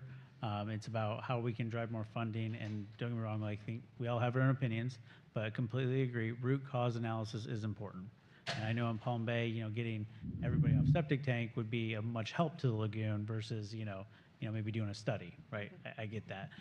But we really want to make sure that we're figuring out how we can bring those matching dollars here. Councilmember Smith. Just on that point, great presentation here, but I would have to agree with both points that I've made, all the points made out of Palm Bay. I don't see that adding an additional 5.5% at this time, but I like what Vice Mayor Jaffe had to say about looking at the additional uses, which kind of coincides with what they're saying. But then you brought up a point, but I was going to ask, okay, I see aviation, but I was going to ask, where's the space industry, and as far as fuel and things like that, because I don't see that, and is that a pot that would be also potentially accessible for us or usable by us? I think that's an interesting question. And so I did invite Space Florida to join us at the table. That's why they didn't come. No, it was a little short notice. Okay. They had to be in DC, but I think it's important for them to be at the table. I mean, they're a government entity just like FDOT. But maybe they would know the question of where the space industry buys their fuel. Because if they're not buying it in Brevard, that could be why we might have a disconnect. Put the tax on. And I don't know about the port and whether, that's included in there as well, especially all the fuel that they do ship in and out. So those are all important questions. But what I think is interesting is the idea versus impact fee versus mobility fee. And I think that point got skipped over, maybe kind of quickly, but it's a very important distinction because when we have an impact fee, there's so much red tape and regulation. Our impact fees go to the county. I don't even know if we ever see them, and of course they can only be used to expand and widen roads versus maybe fix, repair, make some improvements. So I think, what I want to take out of this is I'm going to go back and have a conversation with my council about definitions. Like, do we charge an impact fee or do we charge a mobility fee? And what does that mobility fee look like so that we can start making some improvements and using that money to leverage more dollars above our city? So, and then to Mayor Medina's point about electric vehicles, it did seem like for a long time it was a law of diminishing returns where more and more people were switching to the electric vehicles. But now that the federal tax rebate has kind of gone away, that market is kind of stabilized. But I think it's important to look at how much we are charging the public service tax. And Deputy Mayor, what did you tell me it was in your city? What was the question? Your FPL? Yeah. It's 5.9%. 5.9% FPL franchise fee. You know, so again, charging the electric that they charge their vehicles. In the city of Titusville, it's 5%. Do you know what the highest is? What you can legally do? 10. So again, it kind of looks into all these different things of, you know, usage versus property and how that goes. And unfortunately, as bills progress in the House, this is going to have to be a tougher, more long thought out conversation, because if ad valorem property taxes is a thing and going away, we'll have to have more of these conversations. User fees. User fees. Deputy Mayor Jaffe, then I'll get. So I wanted to touch, I made some notes during the presentation, and I wanted to touch a little bit about impact fees, primarily for example, like large distribution centers, like Amazon, for example. One was built in Melbourne, there's another coming to West Melbourne. They impact the entire region, the entire county, but only those municipalities get impact fees for transportation. So I almost feel like a study needs to be done or exploration needs to be done for a regional transportation impact fee study. And furthermore, Amazon and a lot of these different delivery services are going to privatizing vehicles and their own independent entrepreneur contractors that are making deliveries. I know as a business owner, I had to have a business tax receipt. And so now we have thousands of trucks on the road that are individual entrepreneurs that aren't paying business tax receipts. You know, some other ideas that I've had, and I think there's financing mechanisms in place to build new roads if we have some toll authority like Central Florida's done. You know, I personally believe that the port should have a toll road going into the port to expand 528. And I would support an expansion of 95 with an express lane. You know, not everybody has to use the express lane. You pay to play. And I think that, you know, having some sort of financing mechanism to show that the income's going to come in to pay for those expansions. And, you know, I'm not a big fan of adding taxes and surcharges, but like nobody's talking about like what may or may not happen with property taxes. You know, there's a real fear that's going on right now, and every single one of us doesn't know what that future is going to look like. So I think we need to explore all options. We're not making a decision on these options. I think all options should be put on the table because we don't know if property taxes are going to exist by 2028. So that's just my comments. Thank you, Deputy Mayor. Mayor Blake.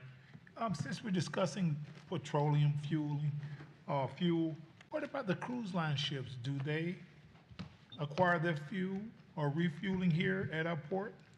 And if so, is there a user fee assessed to that? That's Do we a know? good question. I don't know. Could you answer that?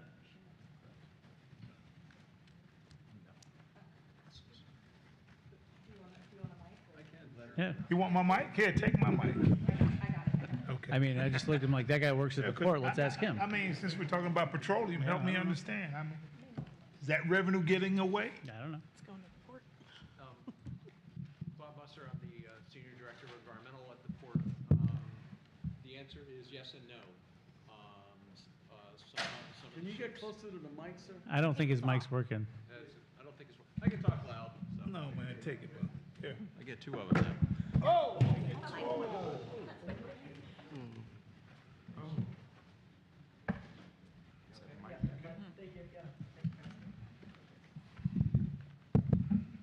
I'll start again. Bob Musser, I'm the Senior Director of Environmental at the Port Canaveral. The answer is yes and no. Most cruise lines go and handle their own fuel sources and everything, and specifically for LNG, they have their own contracts for that. Some of them do take on marine gas oil and some of the other fuels at the port, which would come from the fuel terminal within the port, Seaport Canaveral on the north side. Commissioner Atkinson. So My question is an uninformed one. Any money that the port brings in for stuff like that, do they share it with Brevard County? All right, question back at you, sir. You got another question. Commissioner Atkinson, can you ask your question again? Sure. So any money that the port brings in, do they share it with Brevard County?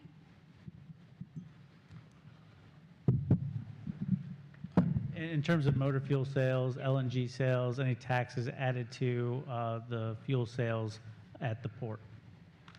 Well, my understanding that taxes at the pump, is that correct? When you're fueling up, when they're in the docks, and they're fueling up, putting the oil in, putting in the grade of diesel in, do we get a share of, does Brevard County get a share of it, or does the port hold that money? Is that what you're trying to say? Yes, she's talking about the taxes levied on fuel sales at the port. If it's 5 cents per gallon, just using 5 cents, does the port hold that money, or does Brevard get a percentage of that money? The port only gets the amount that, it's based on the volume that comes across the dock. Seaport Canaveral, for instance, is an independent tenant of the port, so the funds and taxes and everything would go through that facility. There's another facility on the south side that's actually in the city of Cape Canaveral. Who gets that percentage? Councilmember Hanley. Councilmember Hanley, I think unfortunately I put this gentleman on the spot.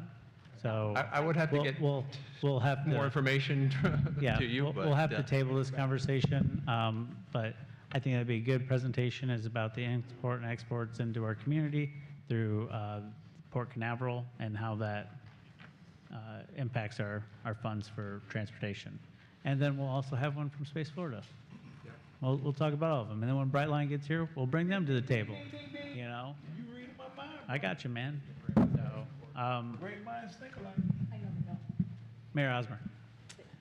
So I know we keep talking about a lot of these things, and what I've gotten out of everything we've discussed, these are all complicated things.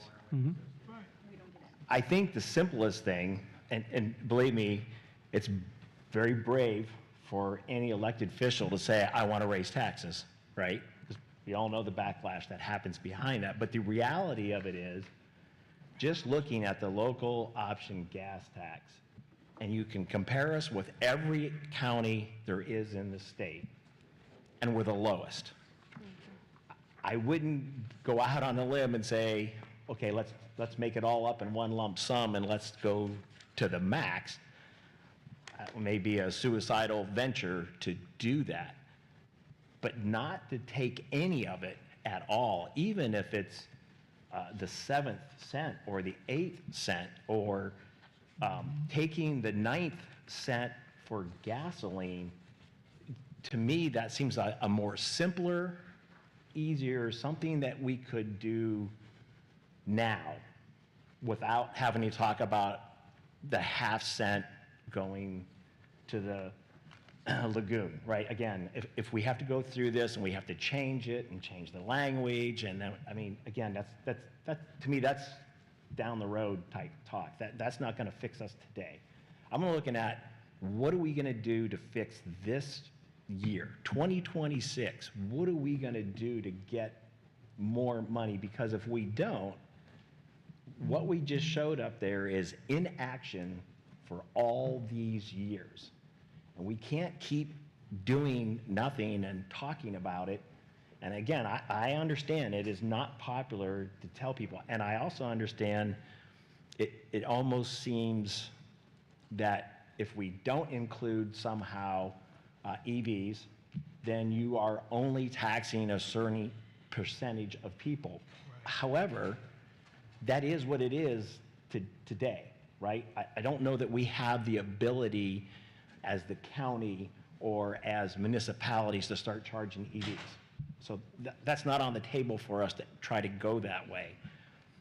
But I just say that we need to do something, we need to do something sooner, because in all these years, we keep talking about this. This local option gas tax has been on our agenda every year since 2000. And every year for 25 years, we haven't raised it a penny. And you can see what the deficit is by not doing anything for every year for 25 years. And I think, and I agree that if you're going to try to do some matching funds, well, again, to everybody's credit who said this, in order to get more money, you got to have more money. That's right. You got to put some money in our hands so that we can use that money to negotiate, to double it, to multiply it, to get more money. But we can sit here and talk about this for another 4 months. To me, that's just 4 more months. We're losing dollars. And it's not going to get any better. And if we get into another inflation issue again, this is going to multiply the deficit to a point that's going to be unreachable for us. So I try to say, I understand looking way down the road, but what are we going to do today? What are we going to do in the next 3 months, the next 6 months, the next 9 months? Because 9 months of not doing anything is going to be bad for us. Waiting 4 more years is going to be devastating to us, but we have to do something. And again, to me, this seems like the simplest apple to pull off the tree at this point. This is not complicated. It doesn't take a lot to ask for another penny in the local option gas tax. And again, I know that sounds counter to every elected official in the room. I get that, right? But the reality of it is, and we all do this with millage rates, right? We're all doing this with millage rates anyways. A lot of times you have to raise the millage rates simply because you have needs that have to be made, and you have to make that decision sometimes to up your millage rate to solve your problem. And in this case, in my eyes, again, in 20 years, we haven't moved the needle at all. I just think we should consider something, try to come up with a plan. Again, I'm not going to be brave enough and say, hey, let's go for the whole 12th cent and let's go grab everything. However, 2 pennies will get us further than where we are at this point. Thank you, Mayor Osborne. I will call on the folks that raised their hand, but I want to say it is after 3:30, and I do want to be conscientious of everybody's time, so I am going to start winding down the conversation. I will call on you for your final thoughts. Something I just want to put a bug in your ear about. I've been asking about how do we fund these things since I've been elected in the last year and a half. We actually have it in our code that we can levy 4 cents a gallon, but we haven't been. So the question is have you dived into your code to see what is possible? Like maybe it's already there. Maybe you don't have to fight that fight, right? And the question is, what have we been doing for the last 20 years, right? So that's just something and why we want to have this conversation. Can I just add one thing to that, just to say that? So in the city of Satellite Beach, we have 2 gas stations, okay? And there's not a whole lot of use at those 2 gas stations. Much different situation for Titusville, Palm Bay, Melbourne, Cocoa, where you have a lot of that. And I just say the same thing, we're a city that's 98% built out. I'm not getting no Amazon, I'm not building no houses. My population is not going to grow. Could I put 4 cents on it? Sure, on the 2 gas stations that are in my town. The money I may get would probably be less than $1,000 at the end of the year, and that's not gonna help the county, our overall problem. That's why I always try to look at this as, I think we all should do something, but realistically, as a whole, as a TPO, we have to come up with some funding together. And if you look at the other counties that have the full 12 cents levied, their gas price is about the same as ours. Right. Absolutely. So I'm going to go to Commissioner Delaney, and again, we're going to wrap it up, okay, guys? I just wanted to mention, we did, when I brought this up a few months ago at our board, there was a cutoff time for us to be able to have these funds this year. So we still, even if we did something tomorrow, we still wouldn't be able to see this until the following fiscal year.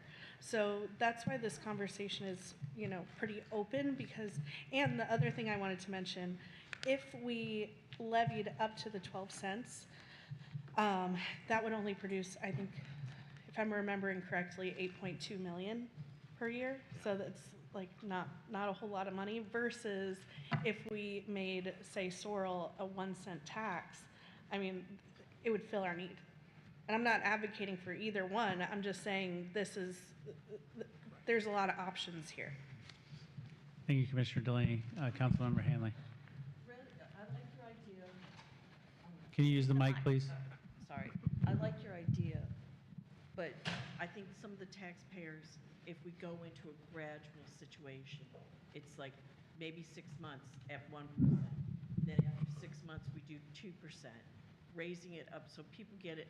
You know, we're not going to get it all. We haven't had it for 20 years. Right. Right. But if we just gradually go up so people kind of get used to it, I think that's our only option right now. But going in a gradual, but not just doing a whole year, maybe a half cent.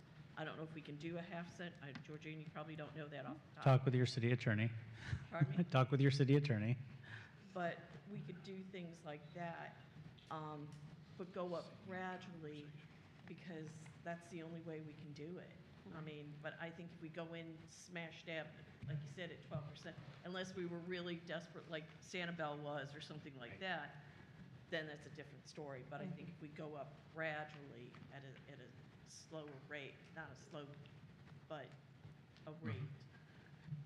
And remember, that's for the county to make their decisions, and I know some of them are here at the table for them to talk about countywide gas tax, but each city has that ability, and that's why this is important to give you guys the resources to take home and have these conversations with your council members. Councilmember Hammer, final thought. Just real quick, what it's coming up with online is what it's saying, looking at the statute. It's saying a lot of cruises are exempt because of their operation in international water on fuel. But there are taxes on the cargo ships and barges and towboats that goes into what's the inland waterways fuel use tax, and that is done by the IRS, which regulates it, and it goes into a fund. That's what the state's saying. If FDOT would let me put a toll booth at the end of the NASA Causeway, I would. You know, we all got to get creative at this point. But one thing I want to mention to you all before we get closer to adjournment. One of the things I asked staff is to reach out to the other MPOs because we know our deficit number, $2.1 billion.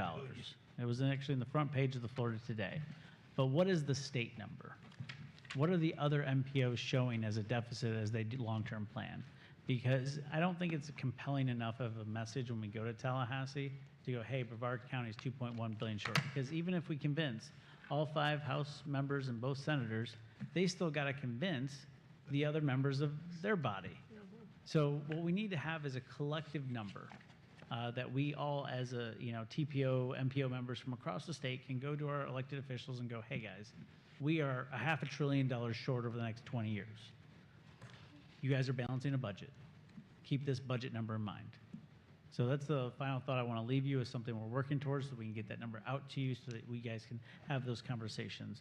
And with that being said, I believe that concludes our meeting. At the next meeting has been set for March 12th, 2026 at 1:30. Do I have a motion to adjourn? So moved. Second. Thank you for the education. Great job, everyone.